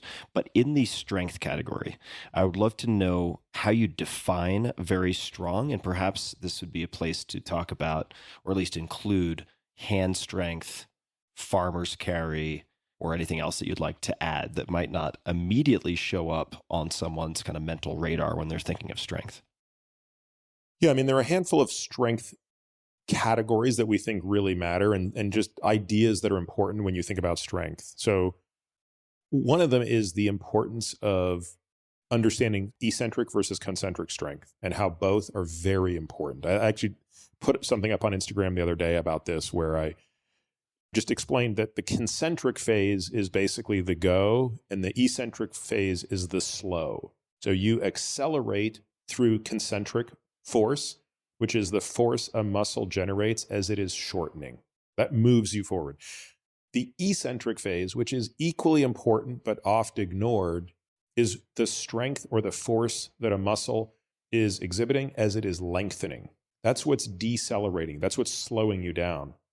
Andy Galpin, I think, recently talked about a great metric, and I agree, this is a fantastic metric. Something I'll check mine constantly is how far a broad jump can you do? So I want to make sure that I can do a standing broad jump that's higher than my height laying down. So, if I'm 5'10", I want to make sure I'm jumping at least 6 feet on a broad jump. And a broad jump's a really interesting test. It's a profoundly extreme example of concentric and eccentric strength in the same movement. If you're just standing there and you want to jump 6 feet in front of you, that requires an enormous explosion. That's a very high concentric load. But guess what? If you want to not break your nose when you land and destroy your knees, you better be able to decelerate yourself and slow yourself down. That's an unbelievable eccentric ask. So while that's a very extreme example, consider walking up and down stairs. Walking up the stairs is very taxing concentrically, but where do most people get hurt in life? It's actually walking downstairs. And if you watch, especially as people age, the difficulty they have in slowing themselves down when they're coming downstairs or taking a step off a curb, this is where people are falling and breaking their hips. It's far less that they're falling due to concentric weakness and far more that they're falling due to eccentric weakness. So therefore, principle number 1 in our strength training is always be doing both. Not necessarily in the same movement, not necessarily focusing equally on a given day, but everything we want to do, we want to make sure that we are hitting the concentric and the eccentric phase, not just the more obvious, which is the concentric. Now, does that take the form of simply accentuating the lowering in the case of, say, a trap bar deadlift or something like that, where you have something like 2 seconds up, 4 seconds down, or does it take other specific forms? I mean, there are other ways. There are very specific exercises that you'll do. So for example, like a Nordic rollout, a Nordic fall, for a hamstring exercise where you know what I'm talking about, when you're kneeling on a mat and your feet are held in position and you sort of allow yourself to slowly come down. That's just purely eccentric misery. Requires quite a bit of starting strength to do. Well, and truthfully, we wouldn't have people do that out of the gate. You'll do that with assistance to start because most people simply don't have the hamstring strength to do that. Yes, it can be accomplished greatly by using slow, what we call negatives. So focusing just as much on the negative as the positive. So for example, one of my favorite exercises to do are step-ups because, one, it's a single leg exercise. It's a beautiful hip hinge. We can talk about it in some detail in a moment because hip hinging is another one of the big principles. And it allows you to do a very nice isolation of the eccentric on the step down. And you really have to be able to control that. If you can't control it, you're using too much resistance, obviously. So hip hinging is another big important principle. And again, hip hinging, when people think about that, they think that, does that have to be a squat or a deadlift? No, it doesn't have to be. It can be a hip thruster. It can be a lunge. It can be a step up. I mean, I think the step up might be the single most important one for people to do because it doesn't have any axial loading. Could you explain what you mean by that? When you're doing something like a squat or a deadlift, there's weight that is basically pulling your spine down to your hips. In the squat, it's because the weight is actually sitting there. In the deadlift, it's because the force is being transferred through your arms there. But in either case, you are loading the axis of your spine. And that's fine if you know how to do it safely. But as you know, having done these things, that's not just something you can walk in off the street and do. You really have to be coached how to do that stuff safely. And stepping up onto a block is something that's much safer to do. And it's also something that you can do with a single leg at a time. And therefore, you get to see what your asymmetries are because we all have them. I mean, I am so deep down the rabbit hole of step-ups that I can't even explain the nuances in oblique compression, pelvic angles, and the difference between when my left and right leg do it. Tinkering with that stuff allows me to work out so many kinks with how my body works. You mentioned another one earlier, which is being able to carry heavy things. This is just such an essential skill for our species. It's something that we do better than anything. There is no animal that can carry with their hands what we can do. Certainly a strong male, but certainly even a strong female can carry their body weight in their hands. Half their body weight in each hand is not an insurmountable ask for us. Would that be a hypothetical target for your patients? Yeah, we would like to see our patients carry half their body weight in each hand for a minute. So walk around with half your body weight in each hand for a minute. Yeah. And having strong hands is one of the most correlated findings with longevity. So we talked earlier about what does it mean to be really, really strong? Well, unfortunately, the data on this are based on what the studies show. And the studies are testing interesting things, but they're not exhaustive, right? So they're usually looking at grip strength, leg extension, bench press are the most commonly tested things. But grip strength comes up over and over and over again in studies as such a proxy for longevity. Lower risk. I think there's a figure in my book that talks about the unbelievable monotonic decline in both the risk of onset of dementia and death from dementia as grip strength increases. Again, just kind of go back to the Bradford Hill criterion. You look at the strength of the associations, you look at the consistency of these associations, you look at the dose effect of these associations. It's very hard for me to believe that there isn't causal relationships here. And that being stronger, training to be stronger, will actually improve outcomes. Not just that strength is a marker of health, which is obviously correlated with living longer, if that makes sense. I mean, there's a distinction there. So yeah, we think that carrying things is very important. I'll go through different phases. As you know, I love rucking. So that's another thing that I think is just a great all-around way to kind of now combine two different types of exercise, something that's part of strength and something that's part of endurance. Also, rucking gives you, so just for people who don't know, rucking is just basically carrying a really heavy weighted backpack. Probably one of the most important tools used in the training of special forces in the military. I mean, we have so many friends that have been through that, and I'm amazed at how much they rucked. It's sort of 8 hours a day. They're just walking around with 75 pounds on their back, if not more. What does your protocol or methodology look like for rucking? So I use 55 to 60 pounds, and I'll typically do an hour ruck. And because of where I live, it's really hilly. So I really like that. Going up the hills, I'm going hard. I'm really pushing my cardio up the hills. And I'm trying to find the steepest hills possible to come down because that's working that huge eccentric gear. It's really forcing me to be able to decelerate on the way down those hills with a lot of weight. And you're not getting the pounding. I mean, I think that's the beauty of it, right? Is Exactly. You're not pounding your knee with the impact you would if you had to run to produce that effect. Yeah, that's probably the most compelling reason that I started rucking a few years ago, and especially in preparation for certain alpine hunts and so on. I did a ton of rucking, and the collateral benefits, I mean, they're not really collateral. I mean, the direct benefits where this sort of holy shit effect that sometimes I've seen with kettlebell swings and other things where this translation that you wouldn't expect pops up in all sorts of ways. And I used to be a runner, but I ended up, you probably didn't know this, but I used to be a cross-country runner when I was, say, up to about age 15. and then through poor choices like doing lots of wrestling and other impact sports, developed knee issues, and so stopped running. But I always missed the sensation of getting a good workout while walking or moving in some fashion on ground, and rucking solved that. Coming back to VO2 max. So VO2 max, I've always wondered to what degree someone can improve VO2 max. You already spoke to the benefits, even if you're moving from, say, 25th percentile to 50th percentile. Huge benefit, right? I mean, I think you said halving, cutting in half certain mortality risks. What have you found to be the best approaches for improving VO2 max?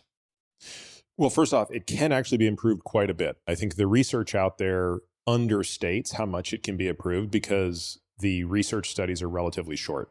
So, it's true that in a 12-week study, you might see, kind of an 8% improvement or a 10% improvement. I would say that's just the tip of the iceberg, right? We're not talking about 12 weeks of training here. We're talking about a lifetime of training, and we're talking about 25, 50% improvement in VO2 max that anybody who's been involved in serious training will see all day long. So the how is also very important. The analogy I like to use, which I'm sort of borrowing from one of my old cycling coaches, is that think about building a pyramid. The VO2 max is the height of the pyramid. So if you want to build a really high pyramid, it also has to have a really wide base. So the key for building a high VO2 max is saying, I'm going to spend about 80% of my aerobic training time in zone 2. And this is counterintuitive, right? A lot of people think, oh my God, if I want to build a high VO2 max, it has to be all intense training. No, you have to first and foremost build that huge aerobic base. That is the pyramid that allows you to make the peak higher. So once you have that aerobic base, that other 20% of the time is used, so basically most people are training too hard to build the base, but not hard enough to build the peak. So they're in what I kind of think of as garbage training zone. And not to kind of rip on it, not but to get too technical. Yeah. But it's like, that's sort of the problem with doing a lot of, sort of fun classes and stuff. Look, it's absolutely better than sitting on the couch for sure, but it's not specific enough to achieve this goal. So you really want to kind of separate that zone 2 from that zone 5. And when it comes to VO2 max, you basically have to be in the 3 to 8 minute range is the sweet spot. So it's got to be intervals that are about 3 to 8 minutes. So 3 minutes at the low end, meaning you're doing something that is so hard, you can only do it for about 3 minutes. And at the high end, 8 minutes. So if you can do it for more than 8 minutes, it's not doing a lot for your VO2 max. If you can't do it for 3 minutes, it's also not doing the maximum amount for your VO2 max. And just for clarity, that's the zone 5 that you're referring to, building the peak. Yeah, exactly. Mm-hmm. And here you're typically doing about a 1-to-1 work to rest recovery. That's how hard these intervals are. If you do 3 minutes at that, whatever that output is, you're going to need about 3 minutes of recovery before you can do it again. So we typically say, look, a good starting point is 4x4. 4 on, 4 off, 4 times. That's just a great workout to start. Just doing that workout once a week. Let's say 3 days a week, you're going to do your cardio and it's going to be kind of the low end zone 2 cardio. 1 day a week, you pick an exertion level that you can barely get through 4 minutes of it. You can do it, but you have a little bit left in the tank, but not much. And that you need 4 minutes to recover. And then you do that 4 times, sandwiched between a warm up and a cool down. What would if I'm understanding correctly, that would be the building of the peak. What does the zone 2 training look like? Long and slow. So for me, it's all done on a bike. Aside from subjective perceived exertion, is there a heart rate range or anything else that you can use as sort of a proxy indicator so people can have something to aim for? Yeah, once you get fit enough, lactate becomes really good. So measuring lactate with a point of care, like a finger prick device is what I do. You're looking for a lactate level of about 1.7 to 2 millimole for most people is the zone. For people who aren't yet fit enough, their lactates are usually going to be way higher than that while they're still training that energy system. Or if people just don't want to do that. And for those people, RPE, rate of perceived exertion, is really the best way to do it. And it's far more accurate than heart rate. So the RPE is you should be able to talk, but you don't want to. So today I did a zone 2 ride. This is very unusual, but just because of the way it was today, I spent the entire zone 2 on a phone call. My entire workout was on a phone call. There was absolutely no confusion on the part of the guy on the other end of that line that I was on my bike and that I wanted him to talk more than me. I was breathing like this. It was like, okay, so yeah, that's kind of how I was going at it. I can nasally breathe when I'm doing zone 2, but I'm right at the limits of what I can do. And it's very easy for me to nasally breathe. Like I don't mouth breathe at night or anything like that. So that kind of gives you a sense of it.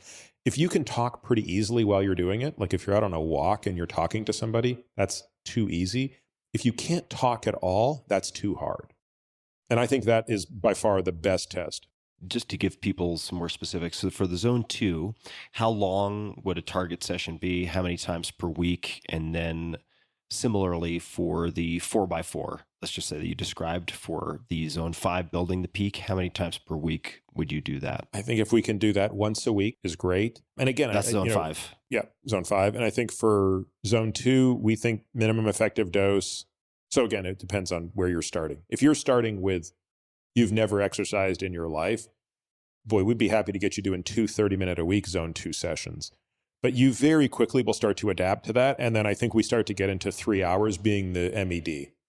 And that might be kind of 3 60-minute sessions or 4 45-minute sessions. Mm-hmm. Have you ever tried, Peter, and I'm just going to bring this up because we spent a good amount of time together, and this has been a bit of a revelation for me. Have you ever tried skinning on skis, going uphill with skins on skis? Lance Armstrong's a good buddy, and he moved out of Austin to Aspen a few years ago. I keep giving him crap for it, and I'm like, dude, why did you leave? Why did you leave? And he's like, yeah, it's tough. I mean, especially in the winter because he's a summer sport guy. But this is his form of winter exercise. And having him describe it to me, I'm like, yeah, I can see that. That sounds pretty awesome, actually. So you know this, Peter, but people listening may not. I historically am about as far from an endurance athlete as you could possibly be, in the sense that if you look at my sports career, such as it was, it's all optimizing for trying to win very quickly, within 3 to 5 minutes generally. And anything close to extended exercise has always been, rightly and probably wrongly, punishment in my view. I just have really disliked it, which means I've gravitated towards weight training, things like that. Skinning and rucking are the two things that have changed that. My body, including like my low back pain and so on, feels so much better when I am doing skinning and rucking. I will say with the rucking, and I don't know what your setup looks like, but I really benefit from having a waist strap. There are rucking backpacks out there that do not have a waist strap, and I find those can cause some back pain if I have either too much weight, use them for too long, or both. Can I make a shameless plug for my friend Jason McCarthy's company, Go Ruck? Please. I have no affiliation, but I love Jason and I love the company. So yeah, the Go Ruck is the way to go here. You just need a backpack with weight, but if you want to invest in it, they make amazing packs. You can buy these bolt-on waistbands that allow you to support. Because I'm like you.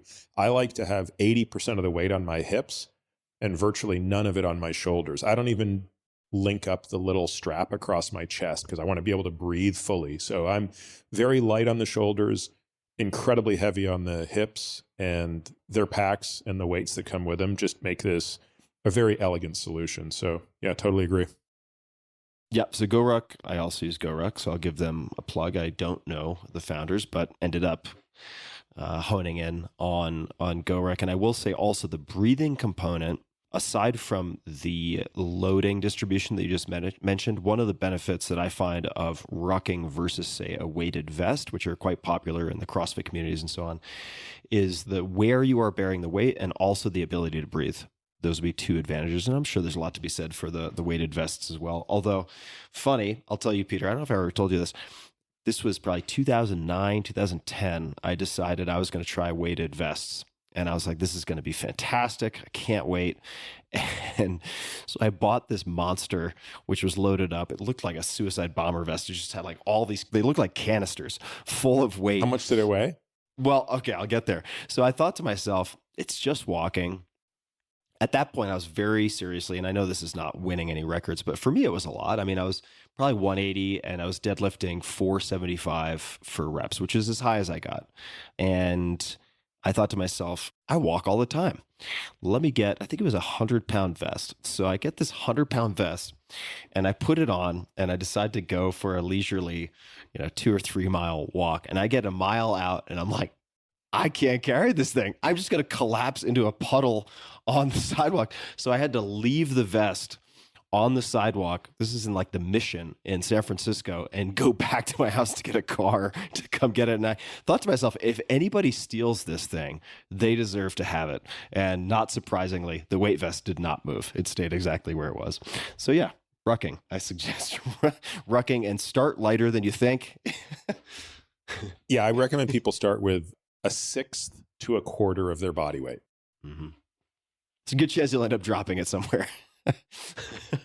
And truthfully, I think, Michael Easter, who's written about this extensively in his book, The Comfort Crisis, which if your listeners haven't read that, not that we're trying to give them more books to read, but The Comfort Crisis, I can't recommend highly enough. I think he said that even the military right now thinks that you don't really need to go above 1/3 of your body weight. Let gravity help you more than that, but anywhere from 1/6 to 1/3 of your body weight is probably the sweet spot. Where I've ended up, and this will make me sound weak maybe, but is right around 45. In some cases, I've added a bit more weight, but I probably weigh 175 right now, 45, and then focusing on inclines. Basically just going for the sort of geographical altitude, or not even necessarily altitude, but the incline challenge rather than slapping on a ton of weight and walking on flatter ground. What are some other, for you, crux? We've spoken about strength. We've spoken about VO2 max. Just so I can maybe explicitly explain why I've spent, and we have spent some time on this. It's because the implications are not purely muscular. And maybe this is a place to talk about what you have learned about a neurodegenerative disease, and specifically perhaps Alzheimer's, because I think this will all tie in and show people that the sort of Cartesian duality of body and mind is really illusory. Could you speak to that? I think that probably the first time I took a hard look at this would have been 2014, maybe 2015. And at the time, I had one analyst, his name was Dan Pellichar, look at this in detail. And God, it was probably a 6 to 9 month project. I mean, it was a really, really exhaustive look at the literature and the deepest dive we could do at the time of what do we know about the prevention of Alzheimer's disease. So again, we started with a very bold hypothesis, which we were not alone in, but most people thought was crazy, which was that these diseases have some degree of prevention. There is a way to prevent these to some extent, maybe not completely, but luck is not the only thing, or bad luck is not the only thing that is driving these diseases. We have some control. And so to make a very long story short, after Dan kind of went through all of this analysis and after analysis after analysis, the thing that stood out above everything else was the benefit of exercise. And I just sort of told Dan to go back to the drawing board. I was kind of like, Dan, I think you screwed this analysis up, buddy. Like, there's zero chance that exercise is actually the best thing here. Are you going to now tell me that chicken soup is the best thing for colds? Like, I wanted some insight here. I didn't want some stupid platitude. But it turned out Dan was right and I was wrong. So I think the data are pretty unambiguous. In fact, I'm doing a podcast on this. By the time this one's out, it might be out. I don't know. But I've got a podcast coming out on sort of brain health. And here we are back again now with many more analysts and much more tools at our disposal to kind of understand the literature. And still, exercise remains the most important modifiable behavior we have to reduce the risk of Alzheimer's disease and probably Parkinson's and Lewy body dementia, by the way.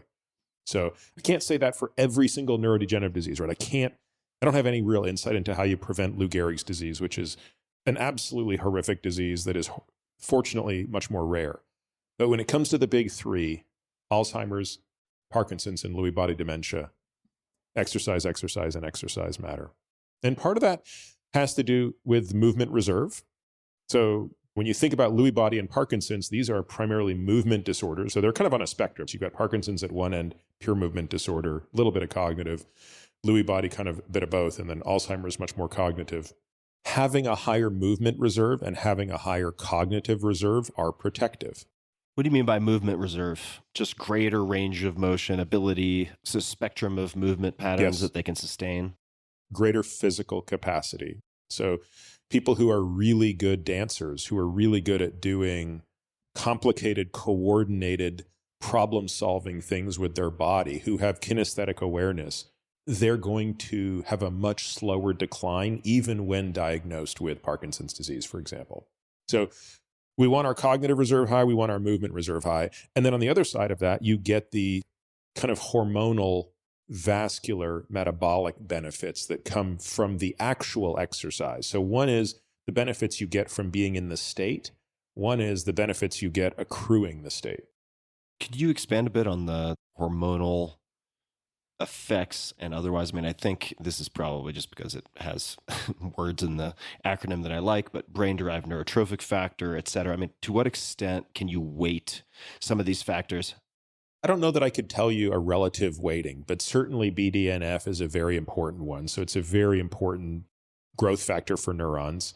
But also, of course, when you think about the metabolic effects and the hormonal effects that come from what is exercise doing to cortisol levels? What is exercise doing with glucose and insulin levels? I mean, we see an unbelievably strong association between type 2 diabetes and Alzheimer's disease.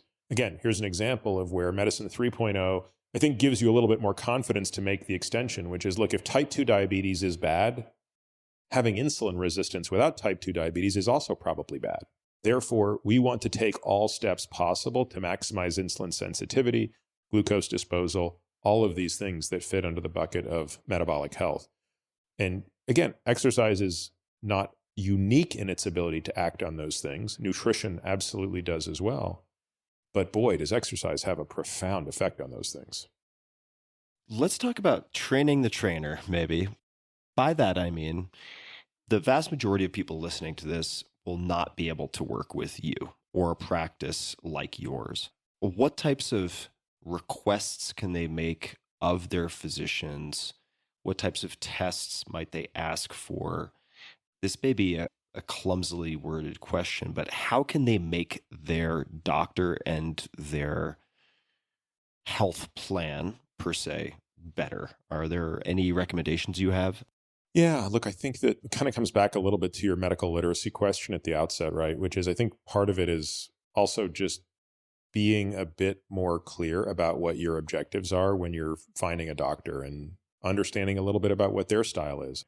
Asking them, what is their philosophy on something? How much time do you spend learning about things that you did not learn in medical school? I go back to something I said earlier, which was there's almost nothing I do today, Tim, that I learned in medical school. I can't think of one thing. And it's not because what I learned in medical school wasn't valuable. It's just that, and maybe that's the wrong example, by the way. Let's be a little less glib.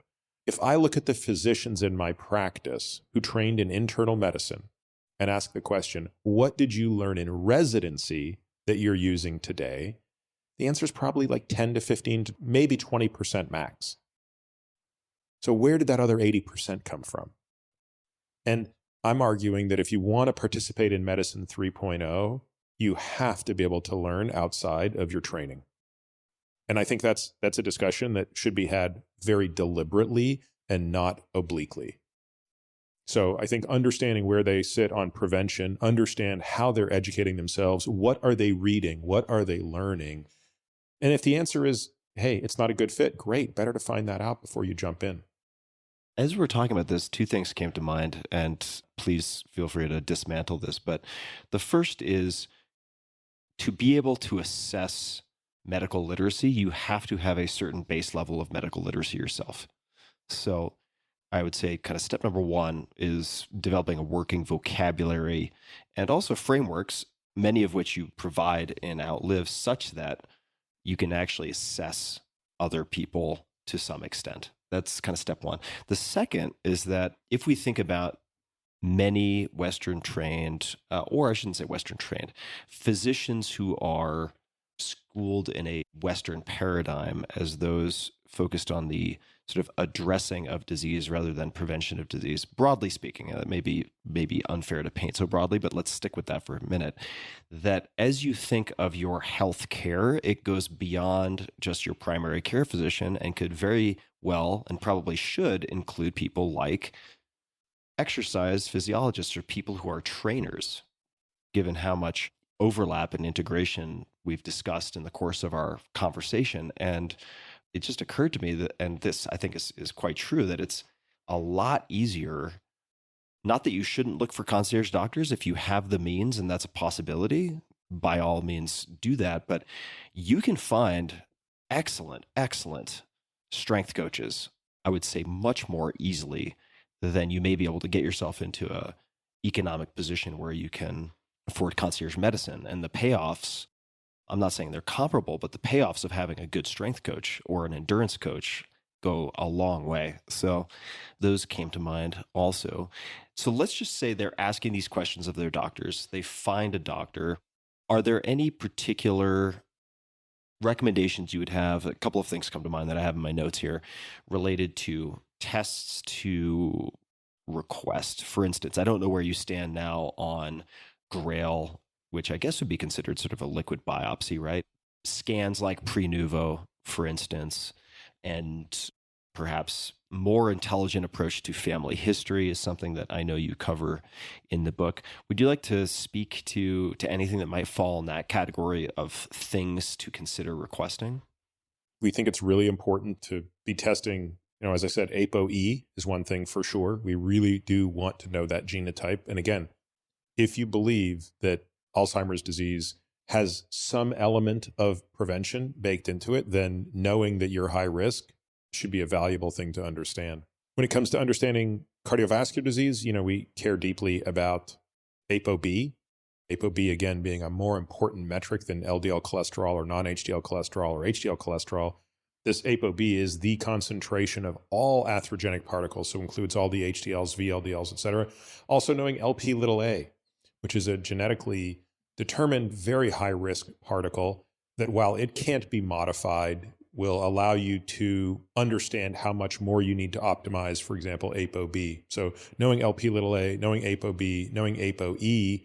There are other biomarkers, obviously, that we care deeply about, uric acid, homocysteine, insulin, liver function tests. Cystatin C is one that I think is largely underappreciated. So most doctors are using creatinine as the measure of kidney function. Creatinine is a joke, actually.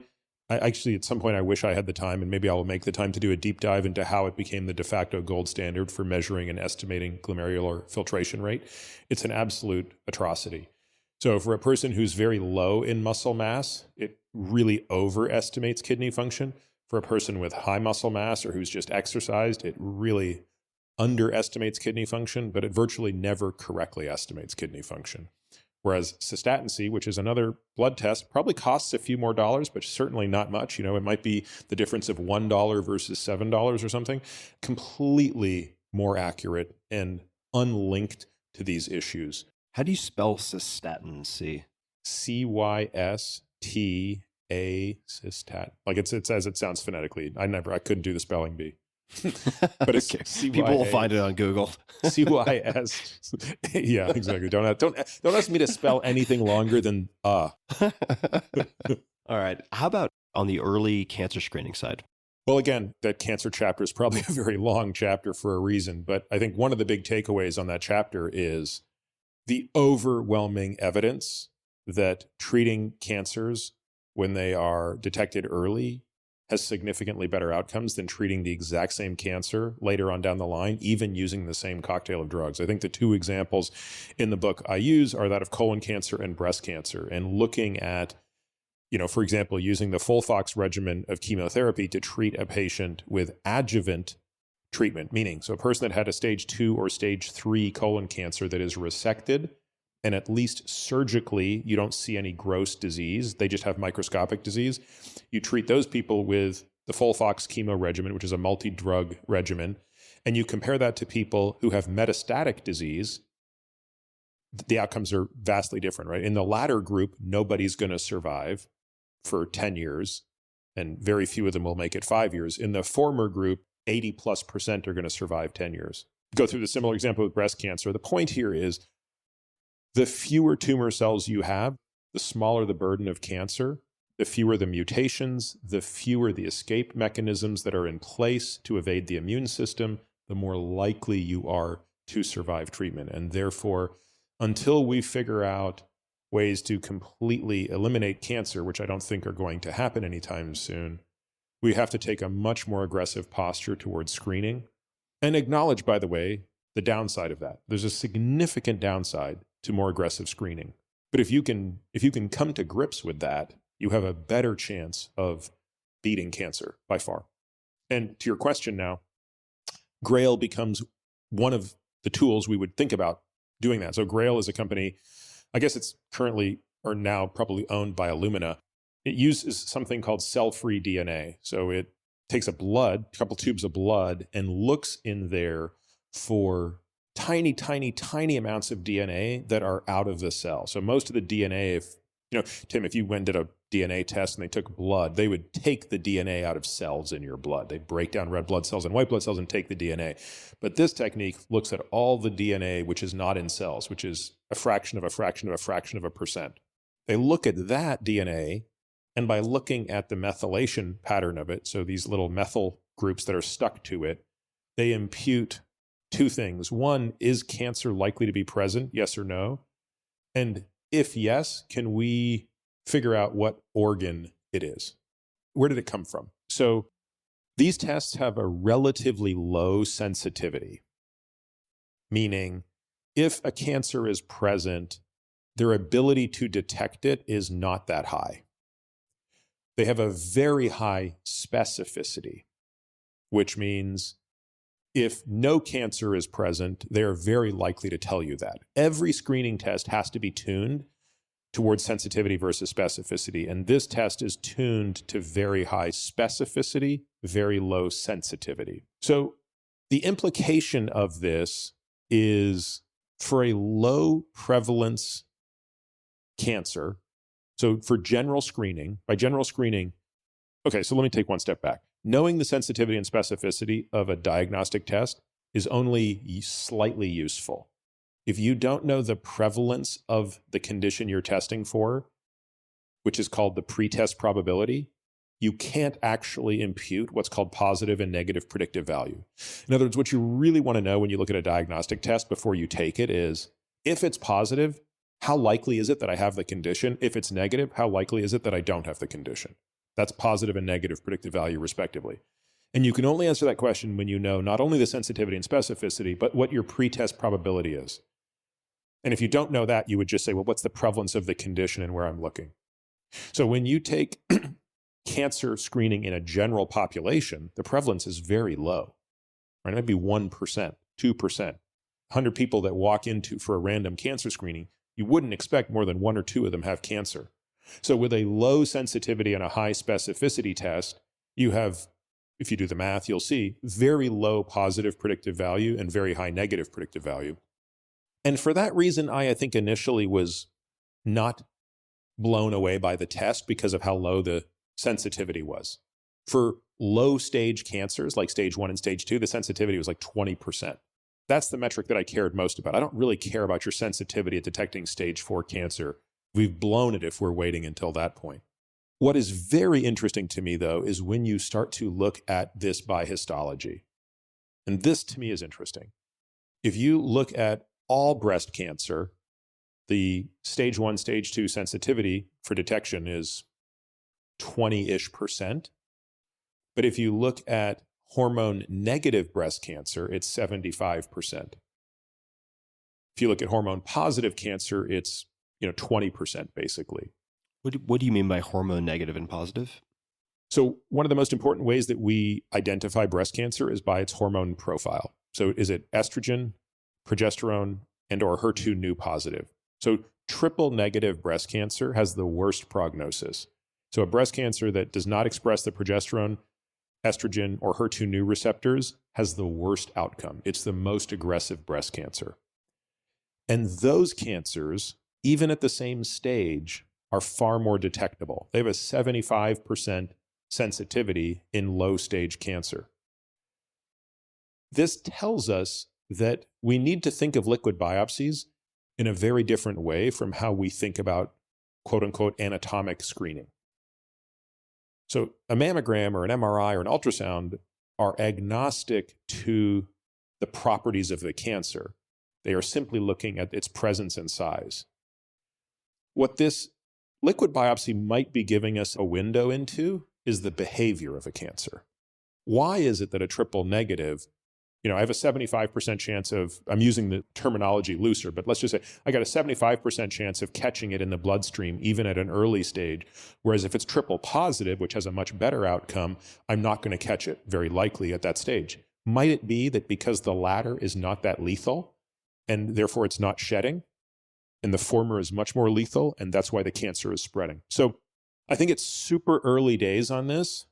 Cancer screening is definitely one of the most contentious things that, I probably talk about in the book, because I do take, I think, a very different view from the mainstream, which is that we have to do this aggressively. We have to do this early. I mean, I'm just 50 years old. I've already had, I'm 3 colonoscopies in at 50. So to me, it's just as it's unacceptable, I think, to die of cardiovascular disease in the year 2023, I think it's unacceptable to die of colon cancer. And yet colon cancer is the 3rd leading cause of cancer death. Yeah.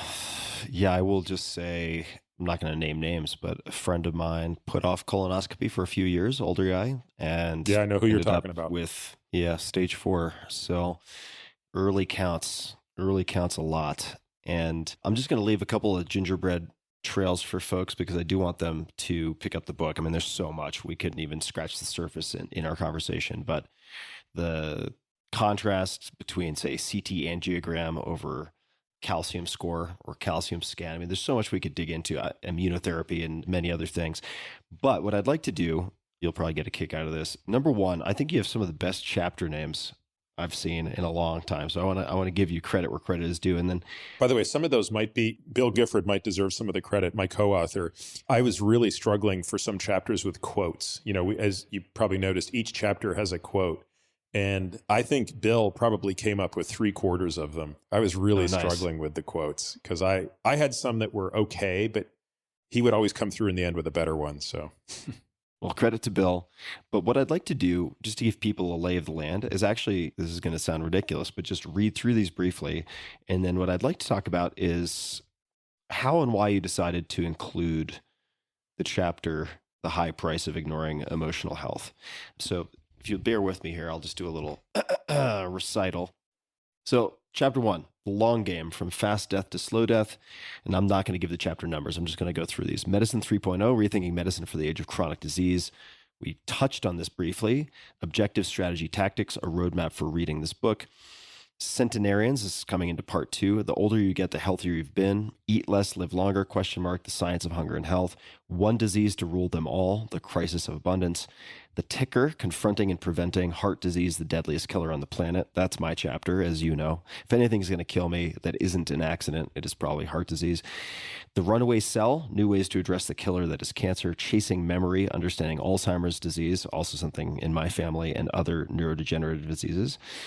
Part 3, we're rounding the bend here, coming into home here. Thinking tactically, building a framework of principles that work for you. Exercise, nature's longevity drug. Training 101, training for the centenarian decathlon, which for those long-term podcast listeners, that may sound familiar, and it's certainly been refined and developed in the form that you find in this book. The gospel of stability, relearning how to move to prevent injury. Nutrition 3.0, you say potato, I say nutritional biochemistry. That's the most Peter thing I've ever read. Putting nutritional biochemistry into practice. New rules for changing the way you eat. The awakening, tap into the power of sleep. And then, last but not least, work in progress, the high price of ignoring emotional health. Why the last chapter? Well, I'll tell you something funny. When I had an early draft of the book, I shared it with a mutual friend of ours, Hugh Jackman, and Hugh read it, and his only feedback was that should be the first chapter. And Hugh had a really solid argument for why that was the case. The publisher absolutely said no chance in hell. And so it was either nowhere or at the very end of the book. So look, I think that this was the hardest chapter to write, unquestionably. It's the 17th chapter that has very little to do with the other 16 for reasons I won't necessarily explain here, but it's a very different format. It's a very different structure, and it tells a very different story. But look, I think for some people, it might be the most important chapter in the book. And I think for others, it might be totally irrelevant. But that was a risk I think that was worth taking. And I'll just say this. I think you alluded to this earlier on several occasions. Longevity without health span is the greatest curse in the world. To live a long life and to suffer is not to live. And that suffering, that loss of health span can be cognitive, it can be physical, and it can be emotional. And that last one is so squishy that it's hard to talk about in a medical book. But that chapter is basically my way of trying to do that. I just want to give some, if you don't mind, I'll give a teaser. Now, there is a lot to this chapter. We're not going to dig into all of it, but maybe we could start with, and we won't spend too much time, as I'm watching the lighting and the sun and the moon and the stars changing your video, because I know we've been going for a while. But are you open to discussing the 47 affirmations that you had to write and the context, a little bit of the context around that? Because I think a lot of people listening to this will identify with certainly that particular instance of your experience. Yeah, boy, it's hard to explain that without explaining where I was when I was being asked to do that. But sure, you can say whatever you'd like to. Again, the sun is low. So let's just say I was in a rehabilitation center where one of my homework assignments on the first day was to write an affirmation for each year I'd been alive. At the time I was 47, this was 3 years ago. So it was, you got to come up with 47 things to say about yourself that are positive. And I couldn't come up with more than a few. I was sort of stuck at 4 or 5 until the 19th day. And then I really kind of had an enormous breakthrough that honestly in the book is, I don't devote a lot of real estate to it, as profound as it is. But I think if you're a person reading this who's been where I'm taking you will understand it. But I think once I reached that point, once I had that breakthrough, as I describe in the book, I was able to write the remaining 43 of them in 20 minutes. Those 47 affirmations then became a very big part of my kind of recovery contract. And for a period of about 6 months, I would read those twice a day, every day, standing in front of a mirror, which sounds very sort of Stuart Smalley, or whatever that character's name was. What was his name? Smiley? Smiley? Something like that. I can't remember. Right. I'm good enough. People in Dutch Garden, people like me. Yeah. People. That's right. That's right. But I think for my problems, this was such an important step. The term fake it until you make it has such a negative connotation from Silicon Valley and companies like Theranos. But in psychology, it can actually be pretty valuable. If you start to say something enough, you will believe it. And that we think about that a lot in the negative, but it works also in the positive. And I think that in some ways, that one exercise became a very important brick in the wall of fundamentally altering my view of myself and fundamentally altering the stories I told myself. I must say, as someone who was there in your life for that period and also watching the steps that you took, including what you just described, I am so glad that you included the chapter in this book, because I think a lot of people who would like to optimize lifespan and health span nonetheless find it easier to think about the maybe hard, measurable edges of something that is physical versus that which is currently giving them the most suffering, which is some lack of equilibrium or a set of constructive lenses through which to view life and themselves. So I think it's a real gift, and not one without, I'm sure, some trepidation on your part to include this in the book. So I just wanted to commend and thank you for including that, because I think it will help a lot of people. And so I hope you feel good about it. Thanks so much. Yeah, I hope you feel good about it, Peter. Peter, we talked about a lot. The sun has come. The sun has gone. Is there anything else that you would like to mention before we close? Any requests of people? The book is Outlive the Science and Art of Longevity. I never say this. Long-term listeners will know this. Go get the book. This is a very, very solid book that many years have gone into, not just in the writing, but in the living and experimenting and refining and changing of mind that is reflected in the sort of adaptability and principles in the book. So I do recommend everybody check out the book. Of course, earlymedical.com, peterattiamd.com. There are many other places on Instagram at peterattiamd. Is there anything else that you'd like to mention, Peter, before we wrap up? No, other than just to really thank people. I think there's a lot of noise out there in the world today. And I think that anyone who's going to buy this book and devote the time to read it or listen to it on the audiobook, this is not a two crapper, right? This is not a book you're going to read on the toilet and taking two craps. I've never heard that expression. Oh, I think of all books as how many craps. Every book is like, it's a four crapper. That's a two crapper. Yeah. It's an amazing honor. Little things I've been doing for the book prep that would have ordinarily annoyed me to no end haven't annoyed me at all, because I'm realizing it is sort of a special thing that you have a relationship with someone you're not necessarily meeting, but they're doing something that is giving of themselves, which is taking the time to read this thing. And in exchange, you're giving them something that's, hopefully valuable. So anyway, thank you for having me on the show, Tim. And thanks for people who are going to maybe go out and get this thing.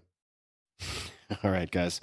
It's no two crapper. That's my quote on the back of the book. You'll find it featured prominently on Amazon. And Peter, congratulations, man. I know this has been a long time coming. I'm excited for you. I am even more excited for the people who will read this and hopefully derive from it some clarity and focus amidst an overwhelming amount of noise and bullshit out there. So I do see this as a very strong signal in a sea of noise. So I encourage people to check it out. Outlive the Science and Art of Longevity. Dr. Peter Attia, nice to see you, man. To be continued in person soon. Maybe we'll have those 2 drinks apiece with some red wine and some nice selects of Axis Deer from your freezer. And best of luck with the launch, man. Thanks for making the time. Thanks, man. Appreciate it. Thank you so much.